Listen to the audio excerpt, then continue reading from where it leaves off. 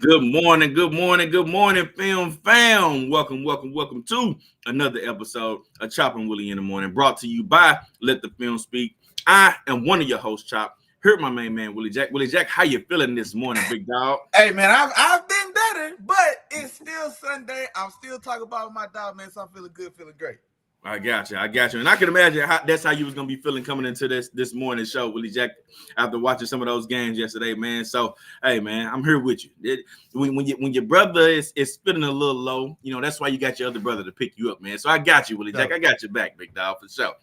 But yeah, man, y'all know what this is, man. It's the Chop and Willie in the Morning show. So I know what we're doing today, man. We previewing each and every game. I'm from the Week 15 slate. Of course, we're going to recap the Saturday games and the Thursday night game first.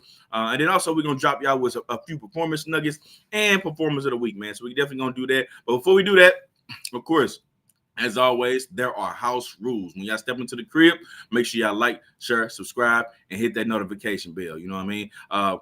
Go ahead and hit that like. Holler at your partners, let them know what's going on over here. Become the newest member of the film fam. And then, of course, man, be in the know. And I guarantee you, if you do all those things, we will not let you down. First bit of announcements of the day, Willie Jack, the same as always. Get those picks in, man. There's already been 4 games. And if you've been slacking on those 4 games, rip money for the holidays. I know Christmas is coming up for a lot of y'all. I know a lot of y'all doing a lot of y'all shopping. But you still got to get those picks in, all right? And if you haven't got those 4 in, you're probably already behind. But got to get the rest of them in, man. We still got a full Sunday slate of games, and we got a Monday night game. So get those picks in. You got until 11:55 a.m. Central Time to get those on over to us.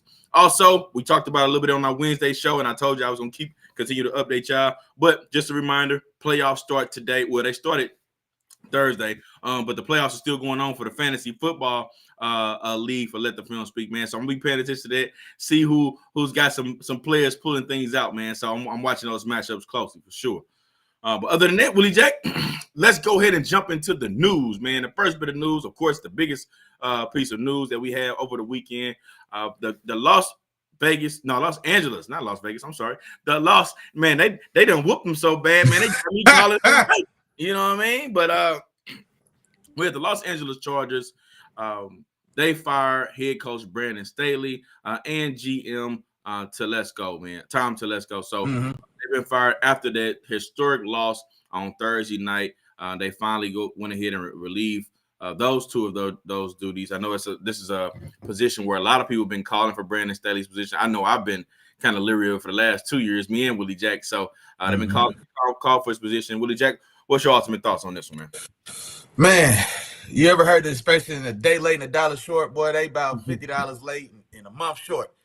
It feel like it took more than a while, man. The writing seemed like it had been well past on the wall. All those other cliches or puns, whatever. So it was bound to happen, honestly. And I think for the Chargers organization, like, I'm still not even, the way things have been going, I'm still not even convinced ownership wasn't still kind of forced into the decision by getting 60 balled, by the Raiders a week after they got shut out and lost the game 6-0. I mean, so it was almost one of those things. It was like, okay, there's just no coming back from this one, or you know what I mean? They finally kind of got backed into that corner enough to make the call. But no, man, I like I said, not to hate on the guy's livelihood or whatever the case, but man, it was time to go. You know what I'm saying? We've seen better coaches fired for less, and so I definitely agree with the move. GM Tom Telesco. I wonder. I'm not exactly sure how I feel about that one because the team has talent. So the GM doesn't coach the players. He fills the cupboards. Those cupboards aren't bare. Brandon Staley didn't do enough with the ingredients in the kitchen, but it wasn't a lack of talent on the team. And so I wonder if maybe Telesco had been the guy maybe going to bat and standing on the table for Staley, like if Staley, you know what I mean? And so maybe if that's why they had to be a 1-2 punch. You know what I mean? So I wonder if maybe that was going on, even though Telesco had been there before Staley. But I can't disagree with the decision at all.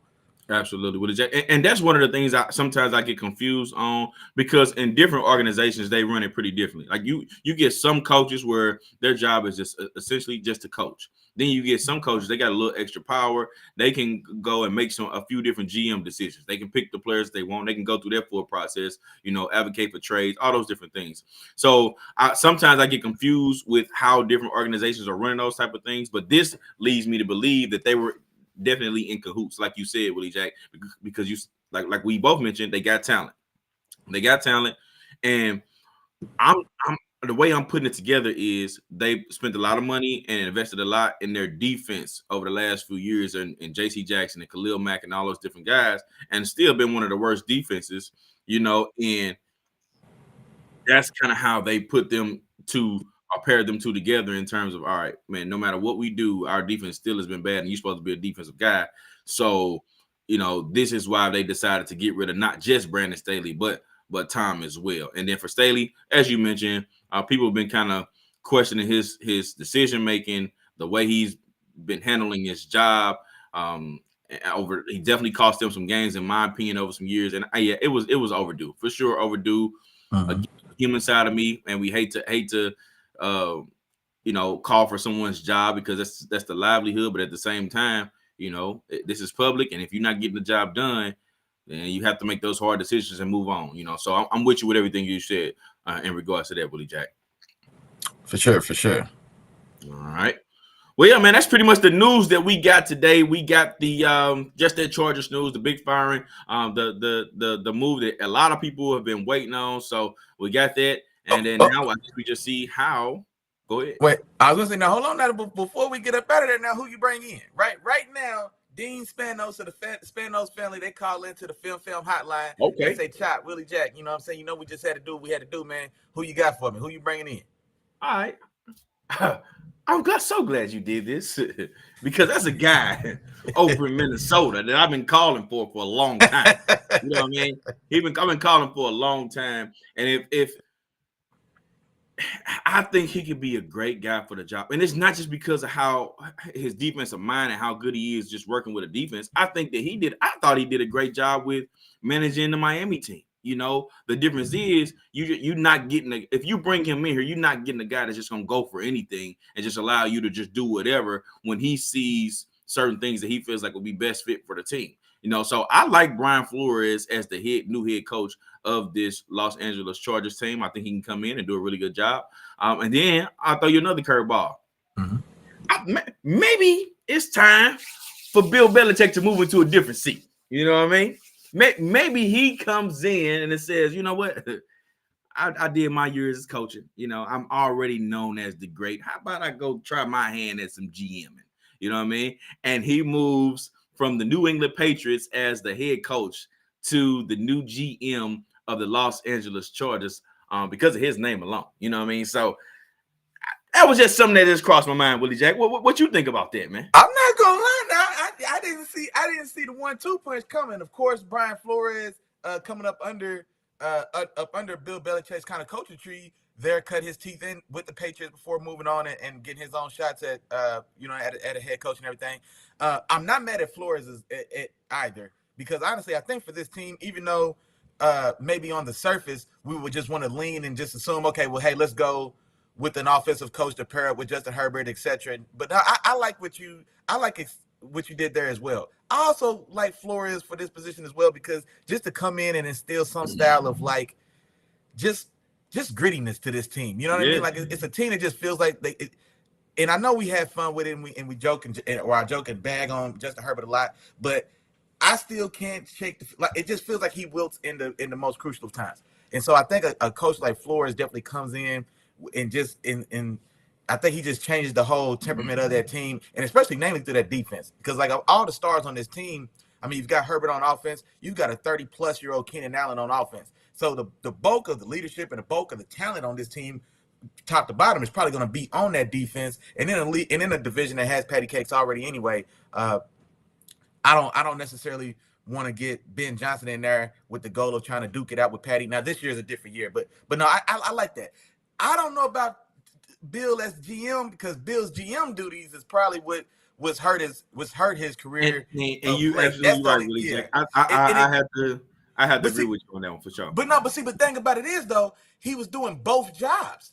So let's say if you take away the coaching and now he's only the GM, maybe now it's a different, instead of juggling both, maybe that works out a little different. But like I said, I'm not mad at that. A 1-2 punch of Flores and Bill Belichick, I'll sign up for it. I'll still take it. Even with Bill's track record, and people make the questionable calls and all this things, even with that, but if you tell me him and Brian Flores are coming over, I'll take it. I'll definitely take it. And so, I'm not mad at that. I'm not mad at that. I got you. And of course, they in here early, Willie Jack. And matter of fact, go ahead and do a film check in for me real quick, Willie Jack. I think it's about that time, man, before we jump into these games. No, I got you. So first one in the door today. My mama was in the building. We appreciate you, lady. She said good morning to the Phil. Have a blessed show. As always, we appreciate you, lady. And then also, man, my dog, man, our favorite co-worker, Zach the Back ZB in the building. Hey, man, look, he said he was worried about me. Like, look, man, I'm a trooper, man. You know what I'm saying? I'm a Steelers fan. One thing about Steelers fans, dog, and I can't lie to you, we take them on the chin, man. You know what I'm saying? We take them on the chin. We know inside it is. We've been around long enough that, you know what I'm saying, we don't get too caught up in the highs and lows. You know what I'm saying? I grew up on championships, big dog. You know what I'm saying? Sometimes that's just how it is, man. You know what I'm saying? We keep composure, mark of true champions and whatnot. And then, man, our dog, Miles the Mac, the slid in this thing, man. What's going on? He said, pairing up Bill with Herbert. Are you talking? I'm assuming you mean a head coaching move. Okay. As the head coach, the head guy in charge.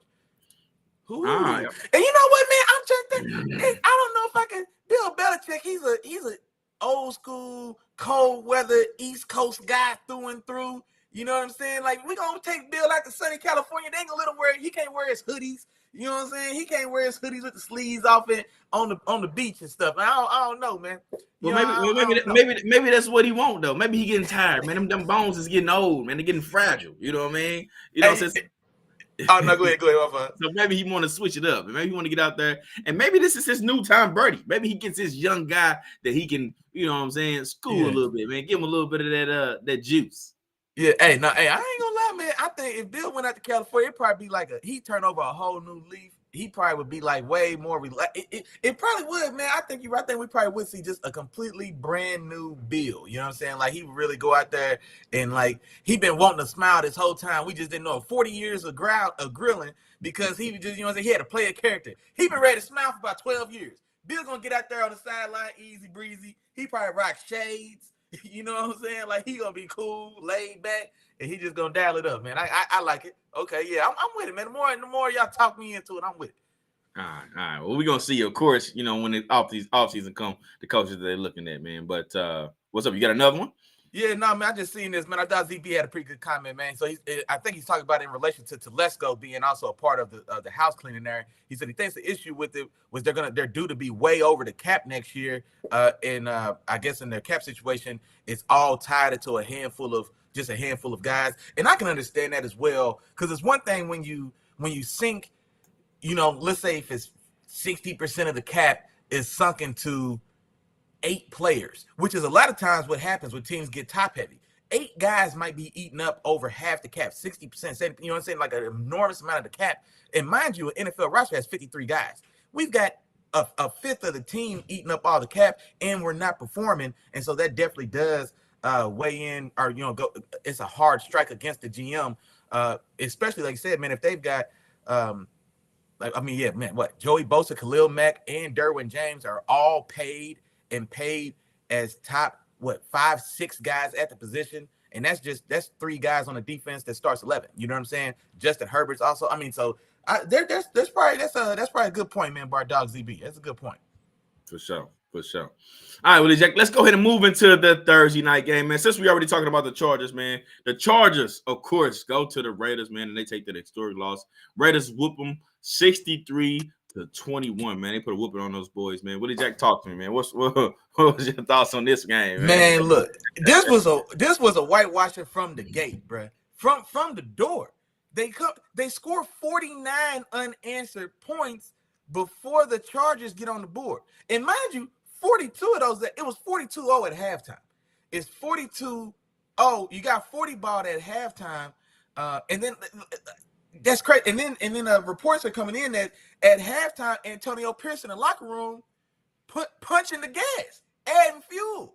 You know what I'm saying? They quoted Antonio Pierce, one of the players who got out. I saw the quote. He was like, man, keep your foot on the damn pedal. You know what I'm saying? Like, man, we not slowing down at all. You know what I'm saying? And I love that for one. Like I said, I remember back when Randy first went to the Patriots and they broke the record. Remember when Tom Brady was throwing touchdowns in garbage time? You know what I'm saying? Like this, it reminded me of that. You know, and we forget that. We know Tom broke those records and Randy broke those records. Boy, they put up it was a lot of 35-6 games that ended 42-6 because Yeah. time is still in 3 minutes in the fourth quarter. The true mark of a champion, man. Antonio Pierce come from a championship background. They won Super Bowls in the over there with the Giants. And when you got somebody down, when you start to let up, that's when you start to let them back in the game. You know, when you got somebody down, you put your foot on their neck. You know what I mean? Ain't no time for no leniency around here. No, hey, just to be a 42-0. Hey, look, it's a difference. Is you can let them die, you can kill them. You know what I'm saying? Antonio Pierce said, there you go. There you go. No, we don't do that over here. Nah, he fell down. Nah, go kill him. You know what I'm saying? Like, man, that might be a little rough for y'all on Sunday morning, man. That's a little harsh. It is Sunday morning, Willie Jack. Hey, but see, we gotta let them know, Willie Jack. But that's like old school football mentality, bro. Like, no. Don't let them die, go kill them. You know what I'm saying? Like, we going to get them. Like, and they did. They come right back out. It's 42-0. They come back out. We go back on time, and it's 49-0, man. So Chargers never had a chance. I don't know how much of a chance we expected them to have with Easton Stick at the helm anyway, but there's no way in the world we could have expected it to go this bad. And especially the performance we see from Aiden O'Connell. Aiden O'Connell came out dealing, bro. And you know what I'm saying? And I know there was whispers that maybe it's time to turn it back over to Jimmy G. You know what I'm saying? And all these things. And looking from the outside in, I imagine Antonio Pierce, being a former player, I can almost see it in my mind. I don't know this for true, but I imagine Antonio Pierce probably like had that conversation. Hey, the bro comes out and holler at you. Look here, big dog. Losing 6-0 at the crib ain't gonna get it, bro. You know what I'm saying? Like, hey, man, I gave you a shot. I gave you 5 weeks. You know what I'm saying? Do something. 3-0. Do something. You couldn't even give me a field goal, brother. Yeah, you know what I'm saying? I imagine he probably let them know exactly where he. That's what players want to know more than everything. Let me know exactly where I am, bro. You know what I'm saying? Give me a real chance to sink or swim. And so I imagine Antonio Pierce being a former player. We all want that as former players. So I imagine they had this conversation. He told him, like, look, man, I done gave you everything I can give you. This show one, show me something. And Aiden O'Connell responded. What, four touchdowns later, 42 in the first half, 50 before, you know what I'm saying, 50 before we got into the fourth quarter. And yeah, man, it was all she wrote. And so excellent play there. Can't forget, also, in addition to that, the defense, man. What, two of those were defensive scores, 2 or 3. Lose count when you're running it up to 60. You know what I'm saying? But just all the way around the board, man, a very just dominant, impressive, and just excellent win for the Raiders.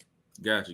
And for this game, it just reminded me a lot of that Miami Dolphins versus Broncos game, Willie Jack, in the sense that it was just some nights everything is clicking. Everything is clicking and it's working perfectly. Like the interceptions, the turnovers, all the plays they ran on offense, they worked to perfection. The blocking schemes, like everything was just working, everything was clicking, and it was all at the right time. And it helped propel them to 63 points, a touchdown shy of what the explosive Miami Dolphins put up on the Broncos, man. You know, so good. I don't have much to say, but good game for the Raiders. Yeah, you did what you were supposed to do. More than you were supposed to do. And yeah, man, I'm liking what Antonio Pierce is putting together, and I want to see him get a shot too. I'm leery of these things, like after the first couple games, but once you start to see it a little bit more consistent, then that's when it's like, all right, man, I want to see this guy in action for real. The same way we wanted to see Stephen Wilkes when he had his opportunity and he came and showed up too. So, man, hey, I don't have too much else to say, Willie Jack, but the Raiders put it on them boys, and it wasn't too much the Chargers could do, but sit there and take it. No, man, that was on the line, Chop. Hey, that was on the line now. I'm gonna get away from the line, bro. My fault. But no, our ZB, man, he's got a good point as well. He said we just scored 42.5. So we know it's possible to score 42.5. And so that's exactly the mindset I'm talking about, ZB. He said, look, we just scored 42. Who's to say they can't score 42 this half? So yeah, we ain't letting up. You know what I'm saying? Like, go get it. You know what I'm saying? Like, we go and get it, because none of this stuff is guaranteed. You know what I mean? And especially the Chargers, who were up 27-0 in a playoff game, just this time last year. Didn't matter. Because just like I said, if we could score 27.5, who says the other team can't score 27 and they have? And they did, or 31, and then you lose a game that you was up 27-0, Chargers fans. You know what I'm saying? But it is what it is. And so, no, that's exactly what we're talking about, man. Yeah, don't take none of this stuff for granted. Gotcha, man. Right there with you, Willie Jack. On to the next game, man. we got the Minnesota Vikings. They go to Cincinnati to take on the Bengals, and the Bengals end up winning this game 27-24 in a very entertaining game to me, Willie Jack. A very entertaining game. This is a game I wasn't too high on, but at the same time, it's like, nah, both of these teams coming in 7-6 in playoff contention. These wins are much needed for both of them to kind of stay in their mix. Now, Minnesota has a little bit more of a leniency because of the records. So I think when you talked about it too last week, Willie Jack, was that it was about 4 or 5 teams that are 6-7 in playoff contention versus the AFC. There's about 4 or 5 teams that were 7-6. So Bengals moving to 8-6 now are in a much better position, and now they get to sit back and watch and see how everything plays out today for all the games and Monday to see how what they're gonna need to do for the rest of the season, to stay up and stay in playoff contention. So this was a very, very tough game, a much needed game for both teams, and they showed up, man. They had to show up, and they showed out. Now, neither of these quarterbacks played super clean in this one. They both had a couple mistakes, but to me, watching this game, Willie Jack, it came down to just the playmakers, the guys that you brought in the door to make the big time plays, and none other. Man, I got to talk about this play, even though it was late in the game. The T. Higgins touchdown, man. Oh man. First off, Jake Browning throws a ball up for grabs. And when you throw a ball up for grabs, of course, it's not a good throw for sure. It's not a good throw, but you still want your guy to go make a play for you. It's like, all right, I'm back against the wall. My back against the wall. I need somebody to come out and make a play. And T. Higgins coming back, gets the ball at the highest point. And that, to be honest, that's what you get him for.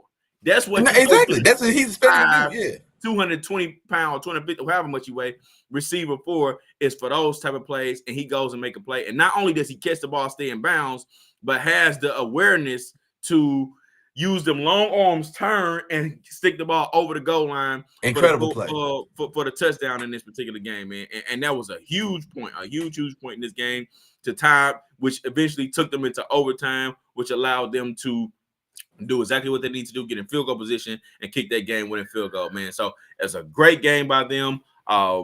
We saw both sides trying to put things together. And they also, I'll give it to Nick Mullins too. That was a great drive and a great clutch touchdown towards the end of the game for them, for Jordan Addison. Jordan Addison on a play where I didn't think much was there. He comes out with a touchdown pass, man. So a great game on both sides, man. A competitive team competitive game for two teams fighting for playoff contention with 2 backup quarterbacks, and Cincinnati Bengals come out on top. No, and the story of this one for me, man, is missed opportunities. The Vikings had this game and let this game get away. Period. Yeah. The Bengals, they finished this game in overtime with a 27-24 score. Well, the Bengals scored 3 touchdowns in the fourth quarter.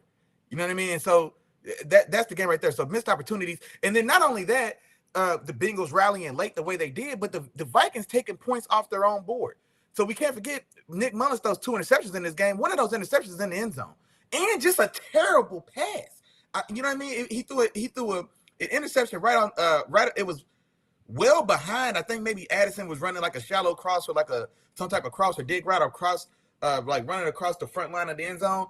And Mullins, he probably throws a pass 3 yards behind him. I mean, it was so late and so behind him that there was only 3 Bengals guys right there. And then Mike Hilton gets that interception, I believe it is. And so right there at that point, I mean, the 7s aren't guaranteed, but that's a 22-yard field goal. You know what I'm saying? Yeah. And all things being equal, at the very least, we took those 3 points off the board.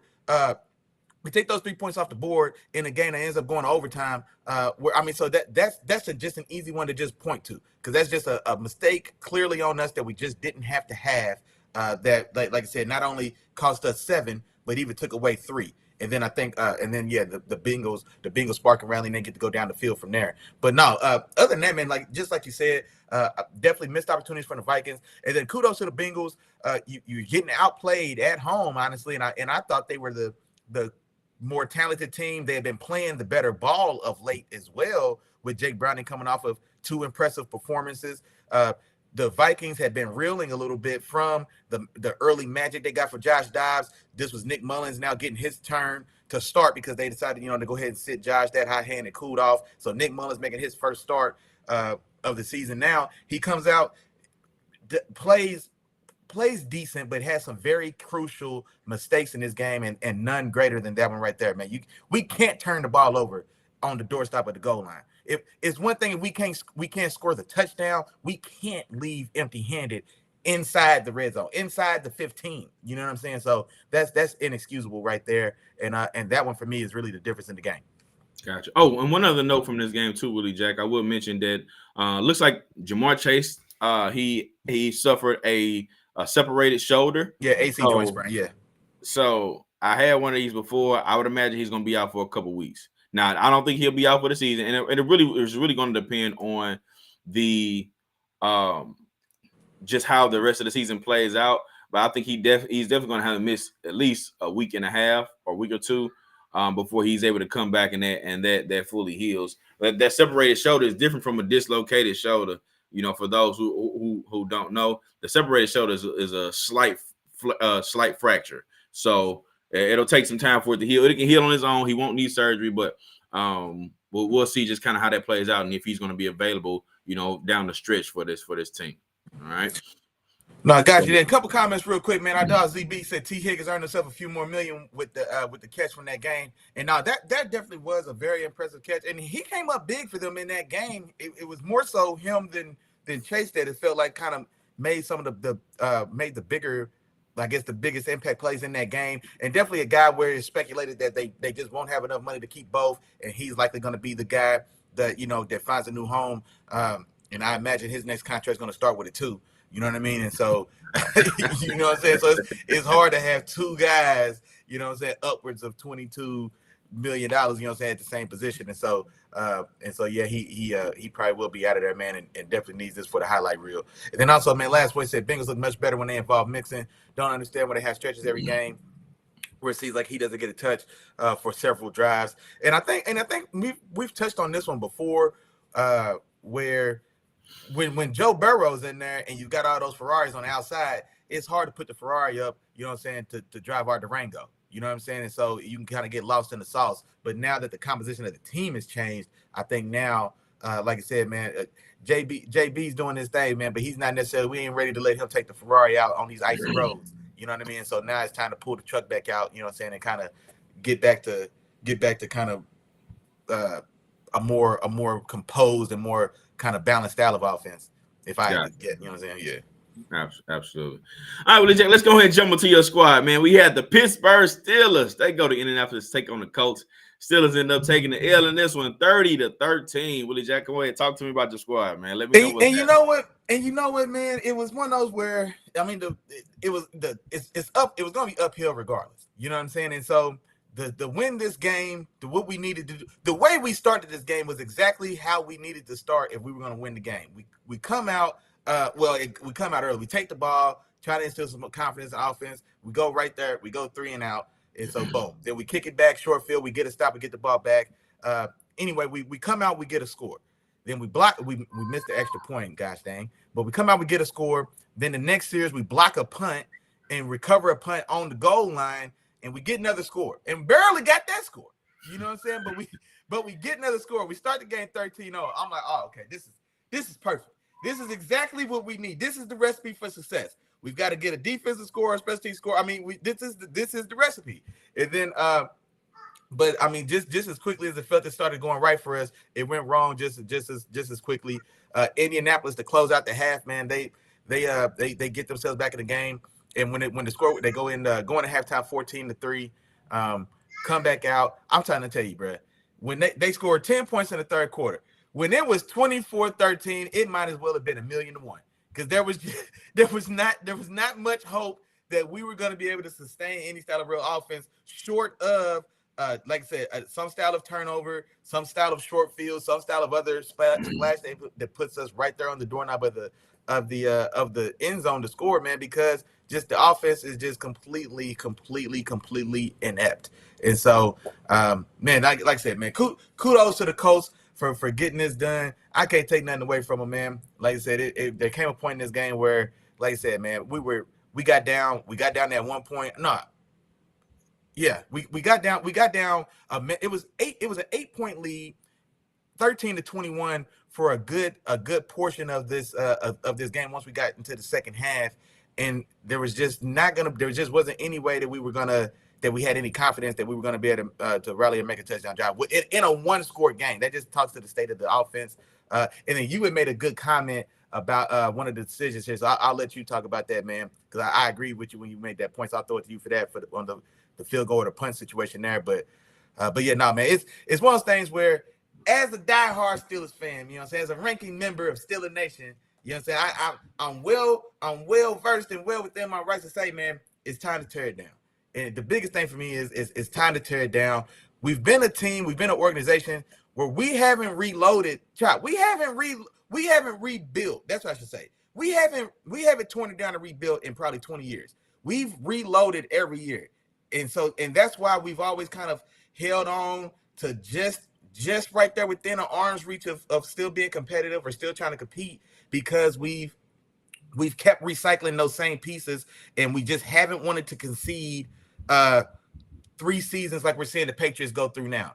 We haven't wanted to concede 3-year stretches of bad ball that we saw the Ravens do before they got in position to draft Lamar. We didn't want to concede 3-4 years of 4 or 5 win seasons like we saw Sean Payton do with the Saints. You know what I'm saying? Like we've never went through those stretches, because that starts. It's definitely a compliment to the coach.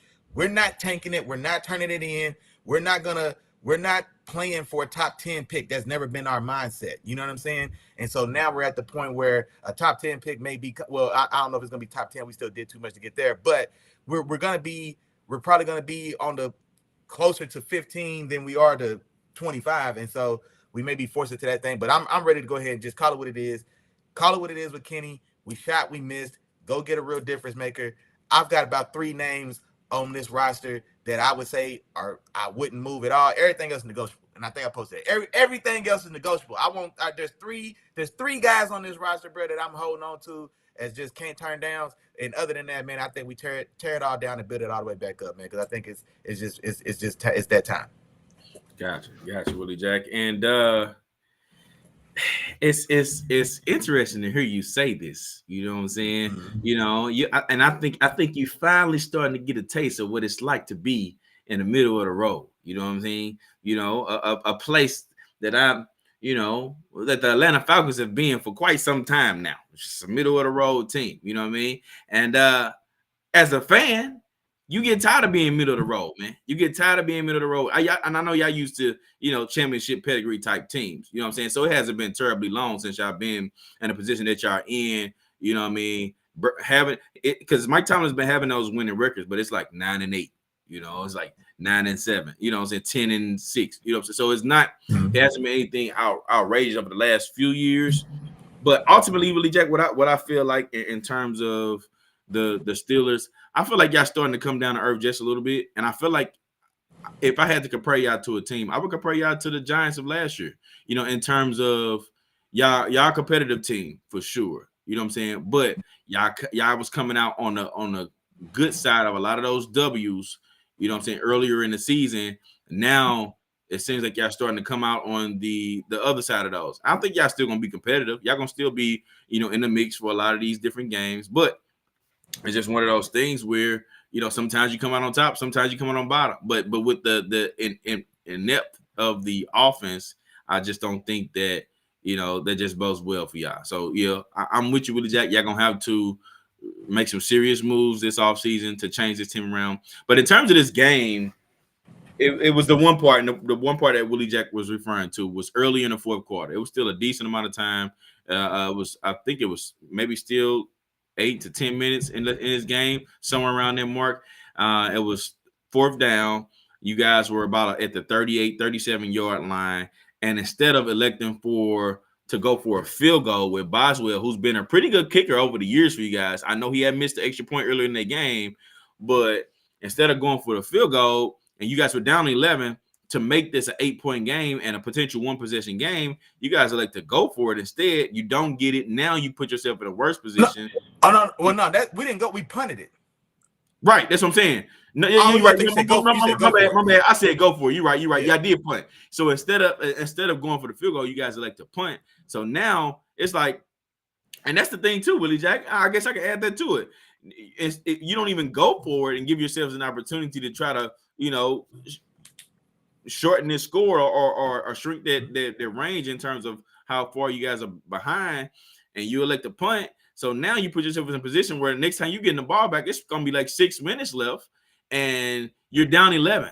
It's still a 2 borderline 3 a 3 possession game, because who knows if you get that 2-point conversion or not. You have to get the 2-point conversion and a field goal, and you can't miss on any other drives. So with the offense moving the way that it's been moving, you guys haven't been as successful. Give yourself an extra chance. I feel like if you go for that field goal, you hit it. Now you're down 8.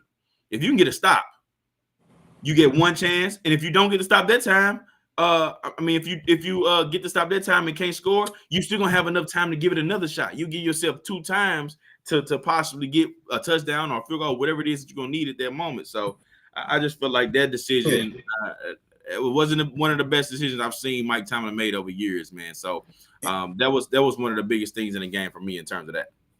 Yeah. Now, real quick on that, man, because I've thought about that when I went back and forth on that one myself. I think it was gonna be roughly like a 57 or 58 yard field goal. Like Boswell has hit from 60, or maybe his long is 59, but it was a pretty long field goal. And I think this is why he decided to punt it. We're right around the 40. I think we are on like the 38, 39 yard line or whatnot of the Colts.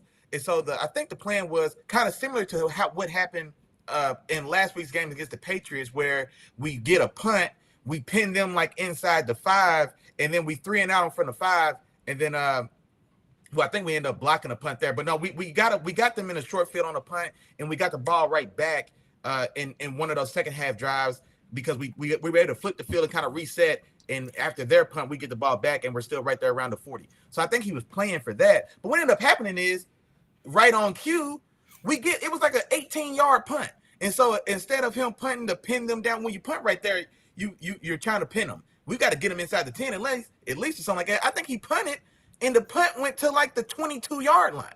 You know what I'm saying? So then I think they get like one play, and now they're right back where we just punted it from. You know what I'm saying? So just a failure, right? It just didn't execute the way we needed it to, or way he wanted it to, because he's thinking, okay, we get a stop, short field, we're right back on a short field. We kind of reset and give ourselves a chance right there.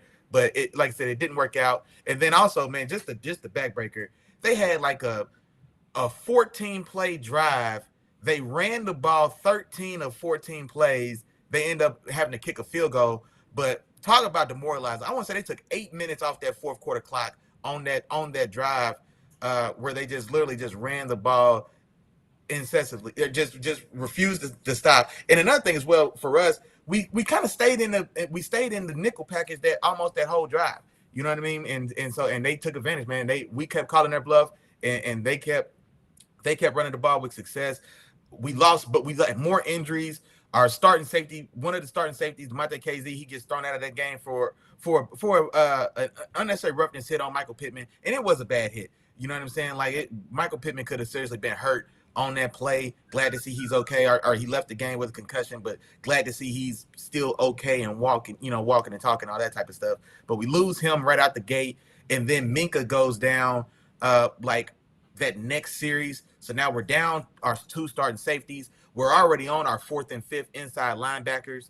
You know what I'm saying? And so it's really been just a rough go all the way around, man, from my Steelers, man. If it's not the offense, it's injuries. If it's not injuries, it's the offense. I mean, so it's just been a one cycle of just what could go wrong time after time, man.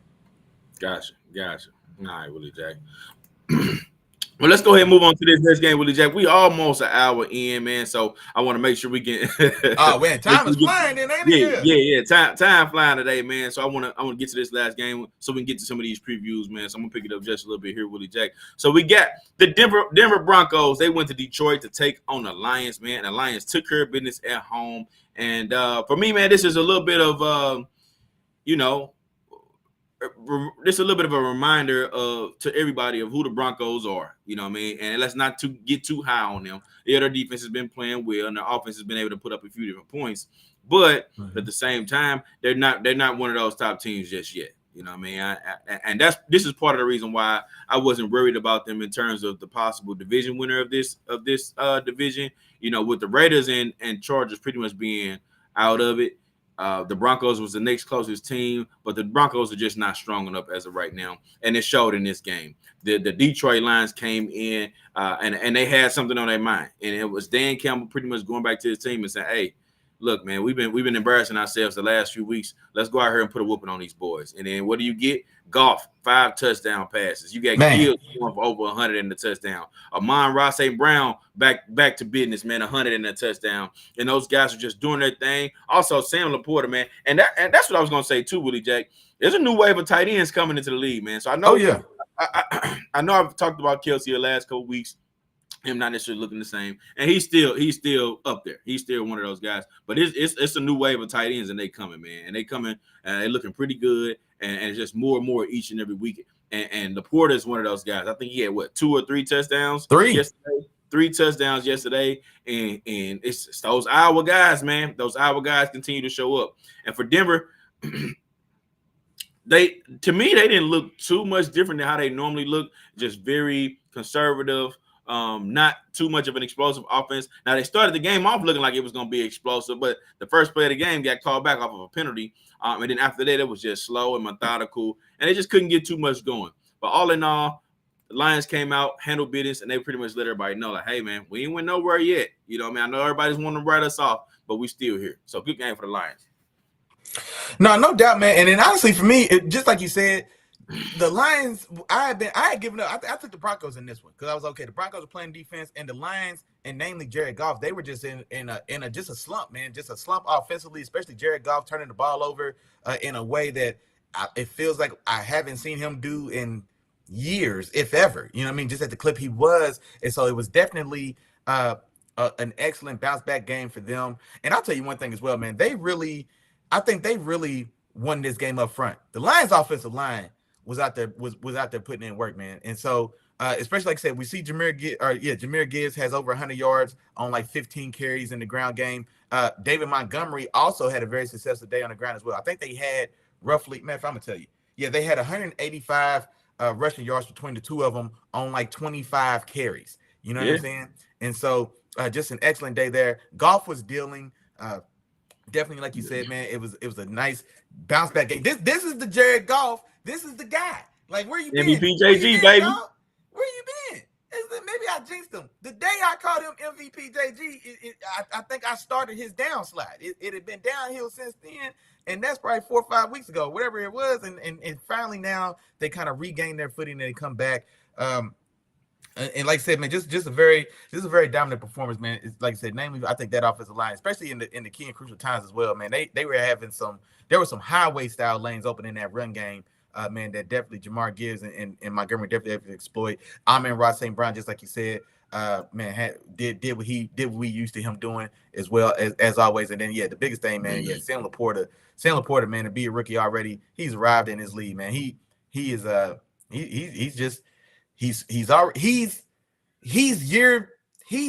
3 Kelsey as a rookie. You know what I'm saying? Like this is the type of production we're seeing. Because I think one of those touchdowns, he was matched up on your boy Surtain right there in the end zone and runs a little like a reverse whip route instead of like when you stutter in and break back out. Sometimes you call it a jerk route. If the inverse of that, you fake it out and then you cut back, you fold underneath and come back in. And so he's got Surtain.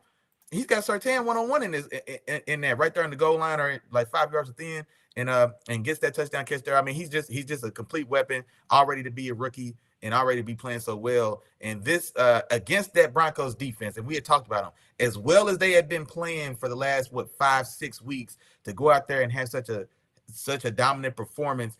This is definitely the spark the Lions need to close out the year and to kind of get back to that place it looked like they were approaching to start this year, the first half of this year. And so if this is what propels them to get back on that wave, then man, this is perfect timing for them. And this is gonna be an exciting playoff push to watch.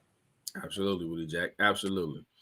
On to our first game going into our Sunday previews, man. We got week 15. We in full effect, and we got to jump into the games that's happening today, man. And first, I want to talk about the Chicago Bears going to Cleveland to take on the Browns. And I'm gonna kick this one off, Willie Jack. I'm going Browns, man. I'm going Browns at home. I think this is actually going to be a little bit more of an entertaining game than people may think, or than it looks like on paper. The Bears coming into this game, to me, are playing some pretty good ball, especially with Justin Fields playing the way that he is, utilizing his leg and his athletic ability and the things that we're used to seeing him do whenever he's on. He's been doing a lot of those different things. The only difference is now he's going against a little bit of a better defense. He's going against a defense that can turn the ball over, that's going to be getting after him and a pass rush. Now, I think there will be some lanes open in order for him to kind of make some plays with his feet. So I expect for him to get a few rushing yards in this game, but I don't think we're going to have those busted coverages that he had to go against last week. And this was a play I failed to point out, and that was the reason why I called Dan Campbell out, just coming off of the Lions, because it was a 4th and 13 play last week where he got the Lions to jump off sides, and then boom, DJ Moore running up the sideline runs right by the defensive back for a touchdown on 4th and 13. You know what I mean? Eberflus just out there playing. He ain't got nothing to lose. And we talked about those guys that's out there playing freely and ain't got nothing to lose. Those guys that's out there free balling. We talked about those guys. We talked about those guys, in the Let the Film Speak show on Wednesday night, man. So, Eberflus is bringing that mentality to this game as well. They're going to be playing free. They're going to be hungry. But ultimately, I'm going to Browns. I like the way Joe Flacco is playing. I like the way this offense is balanced. They're going to run the ball with the two-headed monster of Hunt and Ford. Ford, of course, giving the bulk of those carries. And then when Joe Flacco has this opportunity, he's been making the throws he's need to make, and he's not holding the ball long. So that makes for a good recipe for the Browns, and the reason why I got them coming away with the W in this game against the Bears. I got this being a final score of 27-23. Browns win this one over the Bears at home. Yeah, and also, man, my thoughts are kind of in line with you. Like, my heart wants to pick the Bears, but my head is telling me to pick the Browns. You know what I mean? Because I do like what I've seen from Justin Fields and this Bears team of late. And I'm just a fan of Justin Fields. I want him to do well. I want to do well. I don't want to do too well because I'm hopefully hopefully the rumors are true and make my Steelers have a chance to go get him after this season. But I do want to see him do well.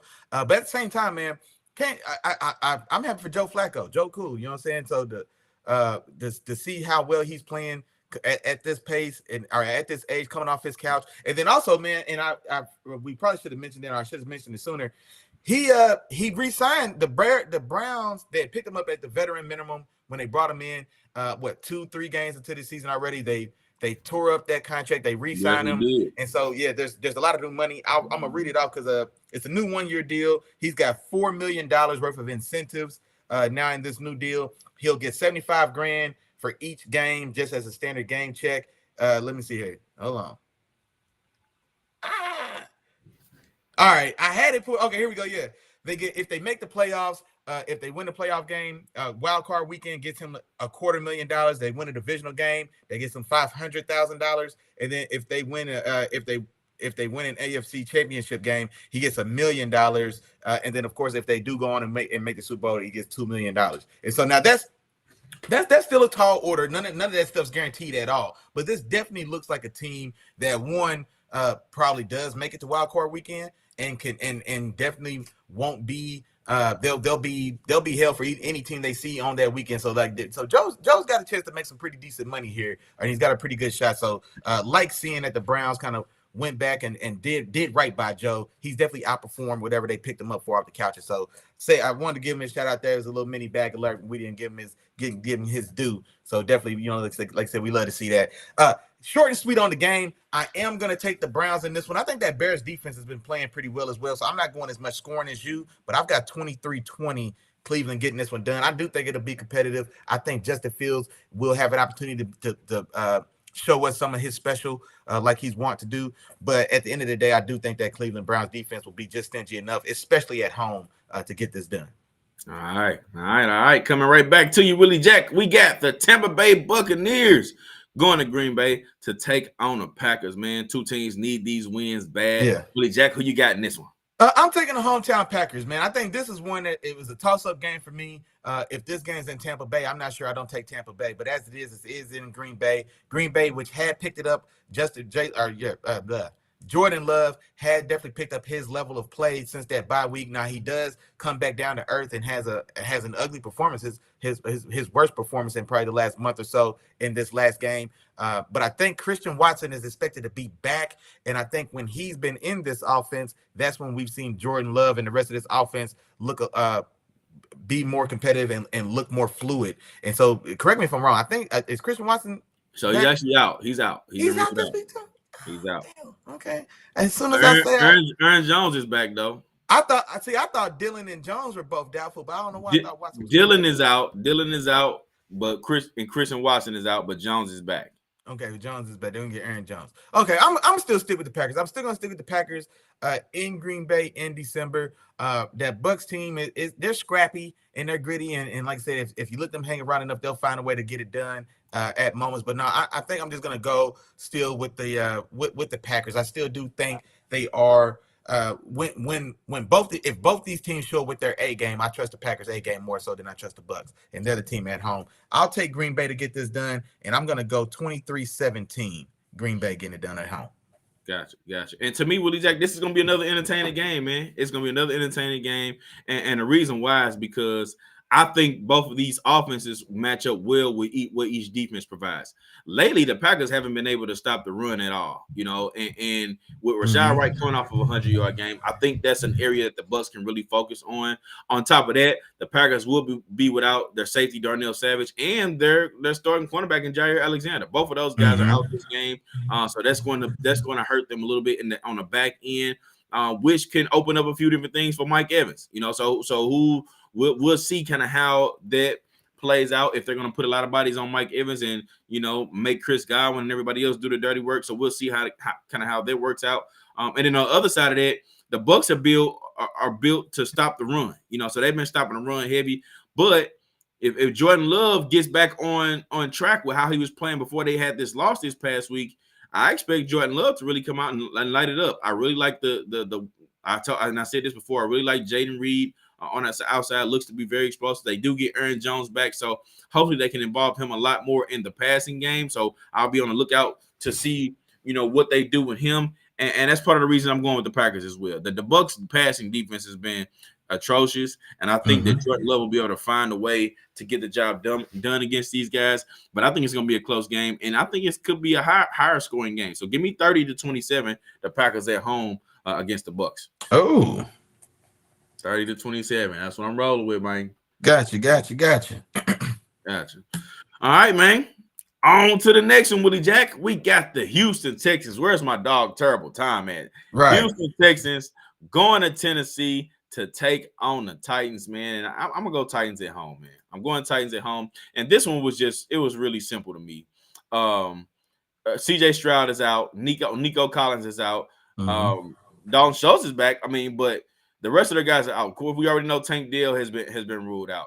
They're just banged up all over the field, man. And without their starting guy, that means Davis Mills has to come in and try to be the guy, or either Case Keenum. Davis Mills or Case Keenum. I think Case Keenum is going to get the start.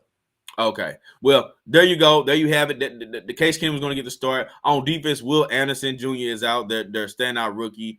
So they're just banged up all over the place, which kind of opens up their door for the Tennessee Titans and for them to kind of, feed off of the win from last week. They had a big win last week against those Green Bay. Was it Green Bay Packers? Did I just make that? No, you talking about Tennessee? No, Tennessee just had that comeback win against Miami. Yeah, the comeback win is my fault. I'm sorry. But yeah, coming off the big win against Miami last week, I think they feed off of that momentum. I like the direction that Will Levis is going, and I feel like they'll be able to come in and be able to control the clock and run the ball this game.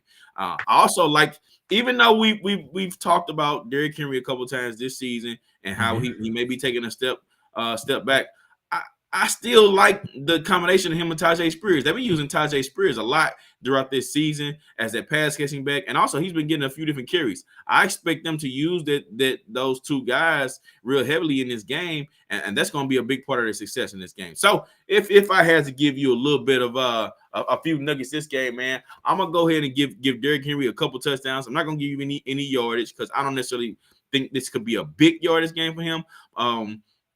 But I'll give him a couple touchdowns, couple goal line touchdowns, and give Tajay Spears 5 catches out of the backfield for at least 50 yards, and he probably touches the end zone too. So give me the Tennessee Titans in this game. I think they control it. I think this will be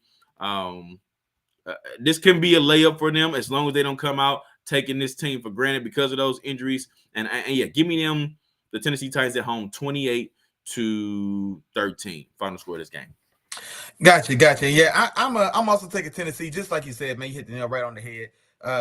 Houston's banged up, and they're banged up at the most critical positions, and so like they both kind of stud receivers, Tank Dell and Nico Collins are out. Your stud rookie quarterback, likely rookie of the year, C.J. Stroud, he's out, and so now you've got Case Keenum and the remainders left going to Tennessee, playing a very rejuvenated Tennessee team, coming off of a very impressive kind of morale boosting, building, comeback, gut it out against all odds style of winning. So this is a team that's in Tennessee that is playing with a lot of confidence. They've got to be feeling very good about themselves, and they've got the young rookie Will Levis who like I said has a chance to put 2 in a row now back to back, put 2 performances together. I think this is a team in which we can see him look pretty good as well. But just like you said, man, if I'm Mike Vrabel in Tennessee, I don't want us to get ahead of ourselves. Like I said, let's just get in here, handle business, and get it done. 24-13. 24-13 is how I see this one shaking out as well. I just don't see much of what Case Keenum can do with the remainders of Dalton Schultz and who's Robert Woods. I mean, I don't know who's even left offensively there. And so I think Tennessee, like I said, should be able to hold this one in control for most, if not all, this game and get it done. Gotcha. With you there, Willie Jack. With you there. All right. You good with that, Willie Jack? Yeah.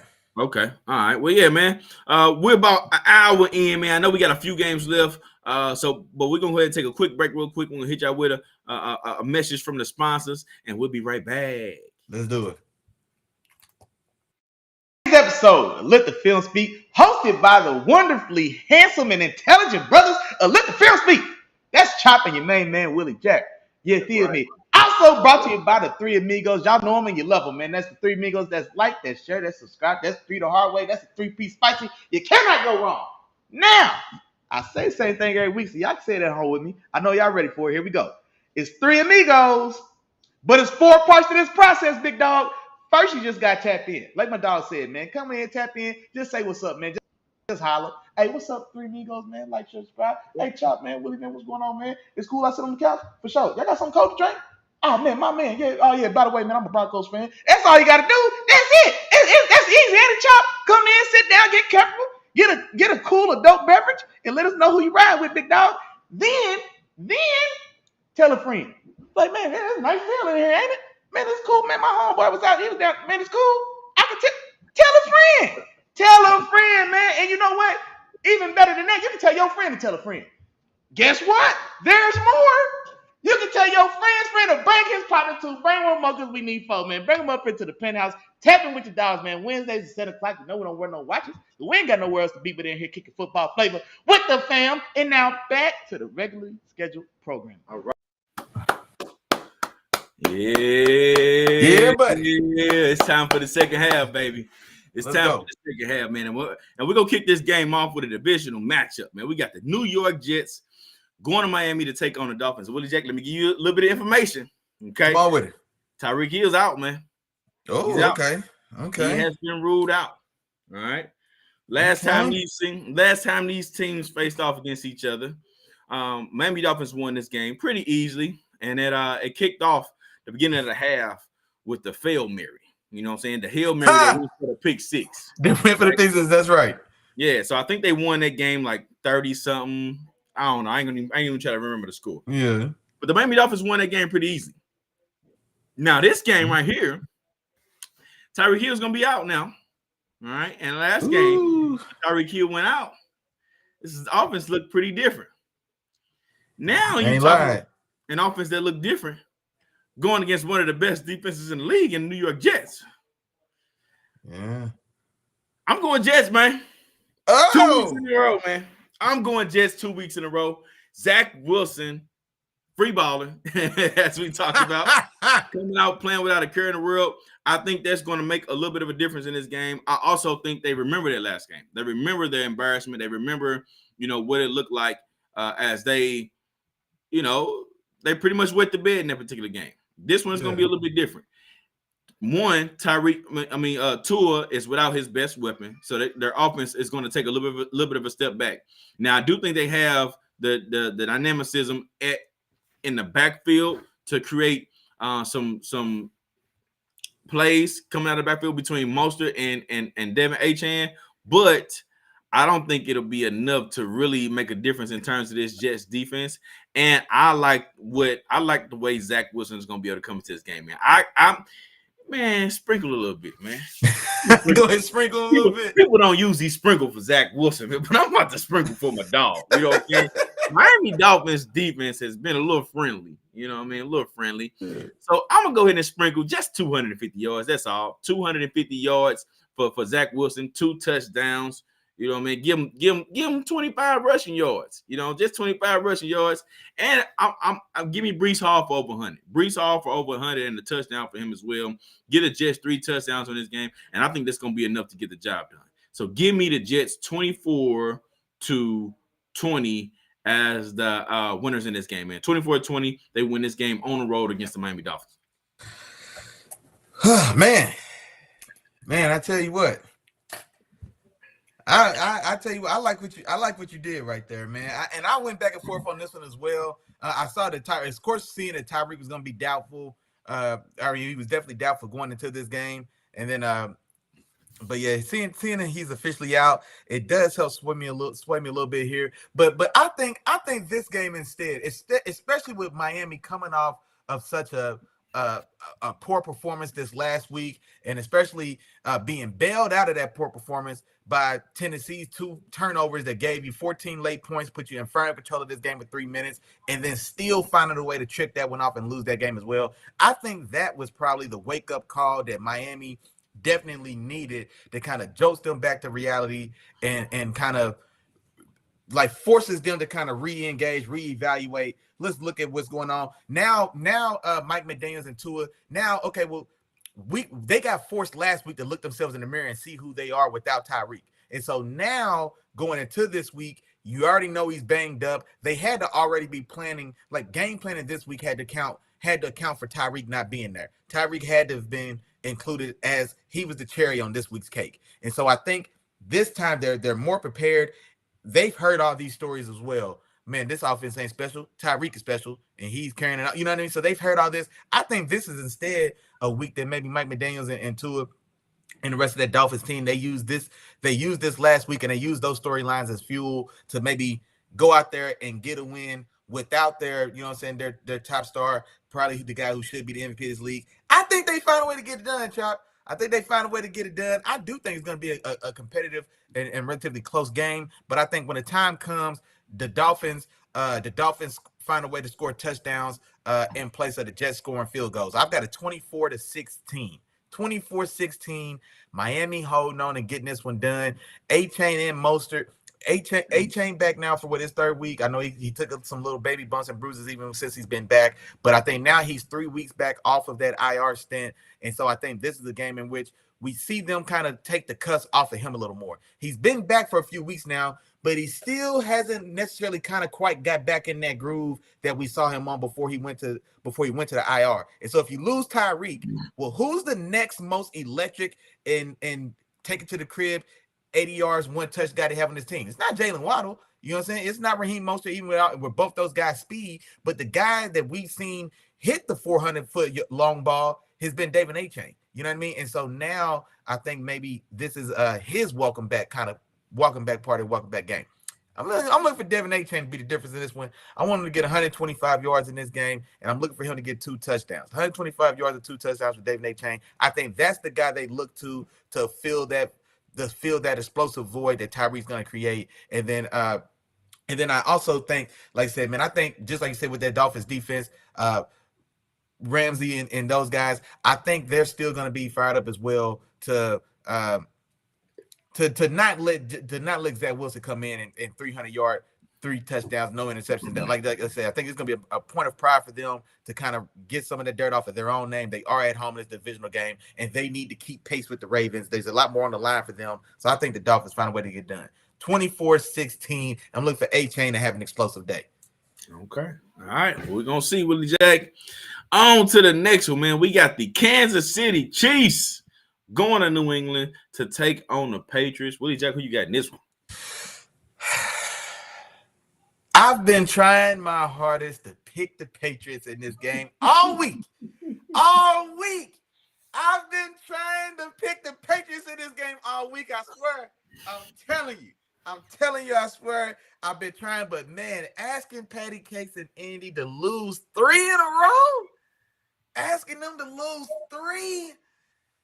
Man, it's just so hard to do. That speaks to the greatness that is Patty Mahomes and Andy Reid in the game. But the way this offense has looked, the struggles they're in, it's no secret. Either they can't get open, or if they get open, they can't catch the ball. You know what I'm saying? And so that's kind of been how it's been. And if it's one thing, Big Bad Boogeyman Bill and this New England Patriots team, if it's one thing they've done, if it's 2 things they've done, they've lost games and they've played great defense. You know what I'm saying? So they either lose or they play great defense, but they play great defense either way. And so this game feels like this should be right in their wheelhouse. You've got a struggling Chiefs offense against a very capable, very competent, and very competitive New England Patriots defense, and they are at home.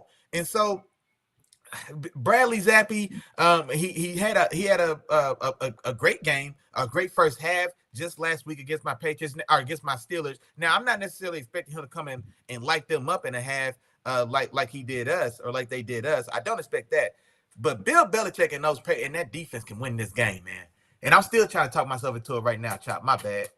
You good? Take your time, brother. Dang, dog. You gonna need it. You gonna need it. I'm gonna go with my head right now and not my heart, man. I'm gonna take the Chiefs in a very ugly game, man. I think the Patriots and Bill make this a struggle in the mud, man. But I'm gonna take the Chiefs to come out on the other side. I'm gonna go 23-20 Kansas City, but I'm telling you what, this would not at all surprise me if Bill and those Patriots found a way to win this one. I wouldn't be surprised at all. But I'll take Kansas City to get the monkey off their back and find a way to get a dub, 23-20. If the Chiefs were to lose this game, and especially if there was a call on the line, Roger Goodell's head's going to explode in New York. It's going to be on the news. There's an explosion in the league office building. They don't know what happened.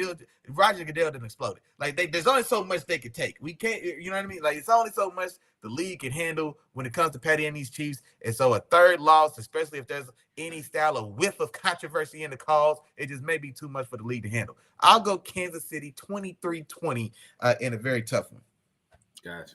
And Willie Jack, as much as I agree with a lot of the things that you said in terms of the Chiefs offense not being the same, the struggles, all the things we've been able to see, I can't go with the Patriots in this game. And I can't give them a chance, honestly, because as bad as their offense has been, the Patriots have been 2 to 3 times worse. What I mean? With the exception of last week, I mean, they lost 3 or 4 games in a row where they didn't give up more than 10 points. You know what I mean? Mm-hmm. And that's just shows just the how bad this offense has been and how they have not been able to put anything together to score some points.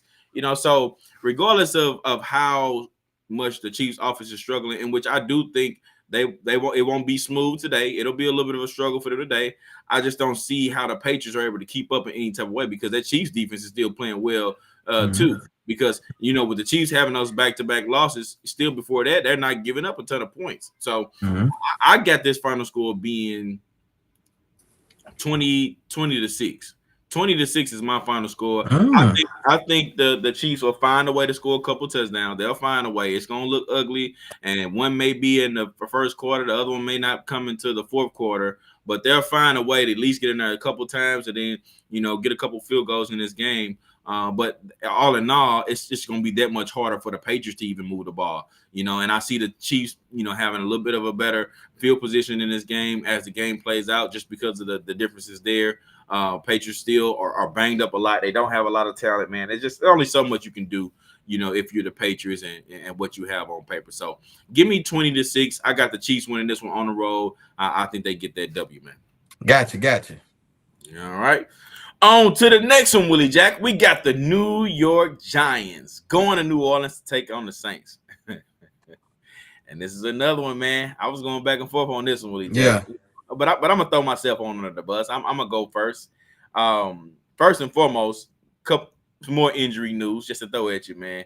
Okay. Chris Olave has been downgraded to out. He is now out. You know what I'm saying? They're number one receiver. So now their guys in this game is going to be Rashid Shaheed and Lynn Bowden. Those are the two receivers that's supposed to be playing in this game for this team. Which to me doesn't mean too much anyway for the Saints because it ain't like Carson pushing the ball downfield too much anyway. You know what I mean? So that's what they're looking at there. Taysom Hill will be back, so Taysom Hill is expected to play in this game, which I think could be a difference. But I'm going with the Giants, man. I'm going with the Giants, and the same. It's for a similar reason that I went with the Titans in the Texans game, and when the Titans versus Texans, because the Saints are banged up too now.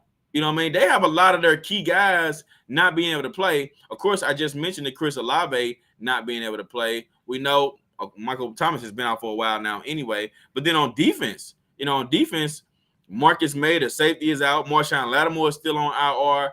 A lot of these, Peyton Turner, that the first round pick from a couple years ago, is out. Like a lot of their key guys that they count on their defense is out too, which I think I still don't trust the Giants offense. That's not what I'm saying here. But with those guys being out and just the inept of the Saints offense the last few weeks, or actually not all season pretty much, I think this is a very even game ultimately in terms of just overall talent. But the Giants offenses look better. And I think a lot of that goes, you got to give credit to Brian Daboll and what he's been able to do with this offense, even without, a lot of the guys he thought was going to be here all season. I think they get Darren Waller back this game too. So that's an added weapon to this offense that could really, be a difference maker. So with all those things being said, I think I got to go Giants in this game. As much as I didn't really want to, I got to go Giants, man. I think the Giants, what they've been able to do the last few weeks, have been really impressive. I like the way Saquon Barkley is playing. He's still showing to be a true difference maker on this offense. And they got a lot of things in place. I'm sorry, I'm saying, you said what? Huh? I hear you. I hear you. Oh, yeah. Yeah. Like I was saying, Saquon Barkley has been showing to be a true difference maker in these games. Coming off a 2-touchdown game last week, over 100 yards, just in case Willie Jack forgot. But yeah, man. If only he hold on to the ball a time or two and maybe not put the win at jeopardy. But that's all good. Yeah. Hey, my guy's still doing his thing. I'll get you. I'll take that one. I'll take that one. Still making a difference, though. Still making a difference. But yeah, man, give me the Giants on the road in this game. I just got a little bit more faith and trust in this coaching staff and how they'll be able to prepare and help them guys be ready for this game. So, yeah, give me the Giants on the road. Final score, 26-24, Willie Jack. 26-24, 2-point game. Giants pull this one off in dramatic fashion. Yeah, man. And I was the same as you, man. It's a 50-50 game. It's hard. I mean, I went back and forth on this one as well.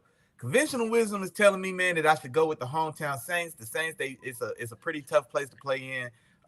But there's just nothing about the team that just gives me much confidence at all. And honestly, man, just kind of like I was saying last week, I feel like I got to ride with the hot hand as well. The hot hand in this one is Tommy DeVito, man. You know what I'm saying? A little bit of this. I know you've been seeing like everything's coming out. I've been seeing a little bit of it, dog. You know what I mean? I've been seeing a little bit of this, a little bit of this, that, you know what I mean?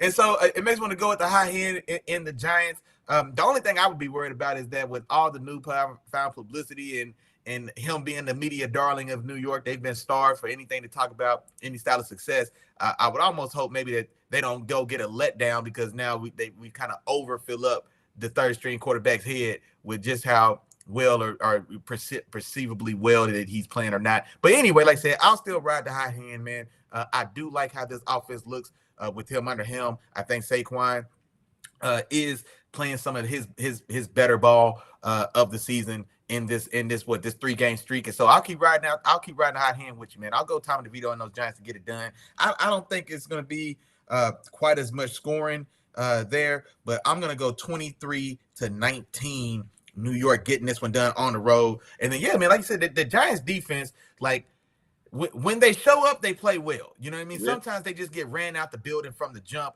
and it just feels like they never get off the bus. But when they show up, they play pretty well. Deontay Banks, the young corner, he's playing well. Olave's already out this game. Dexter Lawrence in the middle. This could be a game that he finds some success in the middle of that Saints offensive line as well. So I'm taking the Giants with you. All right, here you go, Willie Jack. You ready for this? Come on, you ready? You know, I got my my unorthodox predictions every once in a while. Oh man, here you go. I think you're gonna be happy about this one. I think you'll be happy. All right. This is a game, third quarter. I'm calling it third quarter. Derek Carr gets pulled from this game. Oh man, come on with it. Come on. Derek Carr gets pulled from this game. Come on. There ends up being a controversy with who they're going to go with the next game. Jameis Winston is your starter the rest of the season after today. There you go, Willie Jack. Write it down. Make sure it's in ink. I'm writing it down. Make sure it's in ink. Third quarter, Derek Carr gets pulled from this game. Jameis Winston is your starter, dog. Hey, there you go. There you have it. There you have it. From your lips to God's ears, I've been telling you. All right, I'm ready for it, man. Free Jameis, man. I'm telling you what. Free Jameis. Free Jameis, man. Let's let it go. I'm with it. But especially if the Giants find out to come and manufacture some early scores in this one. If it's 14-0 in the end of the second. Carr has just a bonehead interception or just a deer in the headlight sack fumble or something like that. That may be just enough to finally go ahead and pull the plug at halftime. We come out in that second half of Winston. So I'm with you. I like it. All right. I like it. You like it. I love it. Let's do it. That's how we rock it, man. Let's keep on pushing. We got another divisional matchup, man. I don't know if we can call this too much of a matchup, but it's a divisional game. I mean, I guess they're in the same division. They playing each other. Yeah. But the Atlanta Falcons, man, they go to Carolina to take on the Panthers. And let me stop talking like that because I don't have too much faith in Arthur Smith and Atlanta Falcons to just sit up here and talk that confidently about this being a JV game for them. But yeah, we got the Falcons going to Carolina to take on the Panthers. Who you got in this one, Jack? Man, short and sweet. 20-10 Atlanta is like I said. So Carolina, I'll give you one touchdown at home. Maybe Adam Thielen finds his way in for an 8-yard little score. Or maybe yeah. I'm not gonna try to overanalyze this toilet bowl. Give me Atlanta going on the road, 20-10. Hopefully Arthur Smith doesn't mess this up. Just don't mess this up, Arthur Smith. Give Bijan the ball. Find a way to put the ball in Kyle Pitts' hands 4 times in this game. And like I said, man, let the defense do what they do and pick on a struggling Bryce Young and the rest of that offense and get out of there with a divisional win, 20-10 Atlanta. Got you, Willie Jack. And I'm gonna go higher score than that, man. I'm gonna give the Falcons 31, man. 31 to give 31-13. Falcons over the Panthers. The Panthers' rush defense has been terrible. So just as a little nugget, it's not a specific player, but I'm going to go over 200 yards rushing for the Atlanta Falcons team in general. I think they have a big rushing game. I don't know where the yards are coming from, but it's going to be between Bijan, Algier, and Ritter, man. I think over 200 yards rushing for this particular Falcons team, man. I think they'll be able to come out, control the line of scrimmage, and do their thing against this Carolina Panthers team. So over 200 yards. Falcons win this game on the road pretty easily, and gives them an opportunity to take advantage of this, or take full advantage of first place in this division, especially after I got the Bucks losing and the Saints losing. So yeah, they take advantage of this game. All right. Now here we go. Now we can start talking, Willie Jack. Now we can get to it. You know what I mean? Now we can get to it. We got the Washington Commanders going all the way to Los Angeles to get their butt whooped against the Los Angeles Rams, man. And of course, y'all know who I got, man. Do I need to say it? Do you say who's gonna win this game? The Rams winning this game. Why do I need to give y'all any type of explanation, man? I'm rocking with it. That's just what it is. All right. But yeah, man, I think the Rams win this game. Willie Jack, help me out here, man. Is there somebody open running in the secondary for Washington right now? Man, look, butt naked right now in the back of the end zone. Who running open? Who's still open right now? Oh boy, it's a few of them back there. Boy, I tell you what, AJ Brown ain't been stopped yet. DJ Moore's still back there somewhere trying to find his socks. And look, I can tell you right now, I know Puka Nacua, he over slobbering. He can't wait to get his chance. Hey, and I'm glad you said that. That was a perfect segue, Willie Jack, because last week was Coop's week. This week is Poop's week. You know what I mean? Puka Nacua, you know what I'm saying? Look, a few nuggets for y'all. It's going for over 100 yards and a touchdown today, man. Puka Nacua is going to have a day. Matthew Stafford is going to have a day. They've been playing some really, really good ball. And then also, I'm going to throw Kyron Williams in there too. I think between those three guys, the Rams are going to be able to really control this game and have their way with the defense of the Washington Commanders. Now, the one thing that does scare me, though, not going to lie, is this Eric Bieniemy's offense is capable of putting up some points as well. We know Sam Howell is going to come out and throw the ball a lot. They got some weapons on offense. They are without Brian Robinson in this game, but that doesn't scare me from saying that the Washington Commanders team can still put up some points with as much as Sam Howell throws the ball. Now, I will say that this is going to give us more opportunity to get after the QB because Sam Howell is the most sacked QB in the league. So I expect our defensive line, to really get after him. Maybe get a few sacks, cause a couple fumbles, which are really going to be part of the difference in this particular game. And yeah, I got the Rams winning this one. I get them 31 too. Get them 30. Actually, yeah, Rams 31 over Washington. Washington puts up 24. 31-24. Rams win this game at home.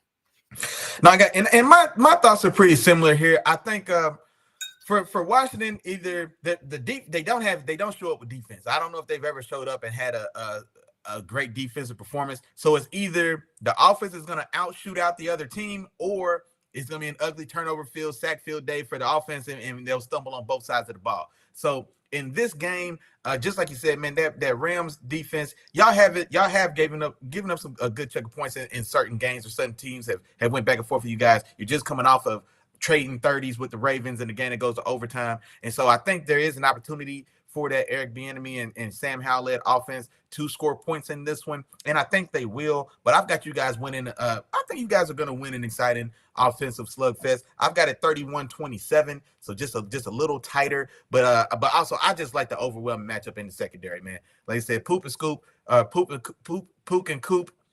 There you go. Pook and Coop.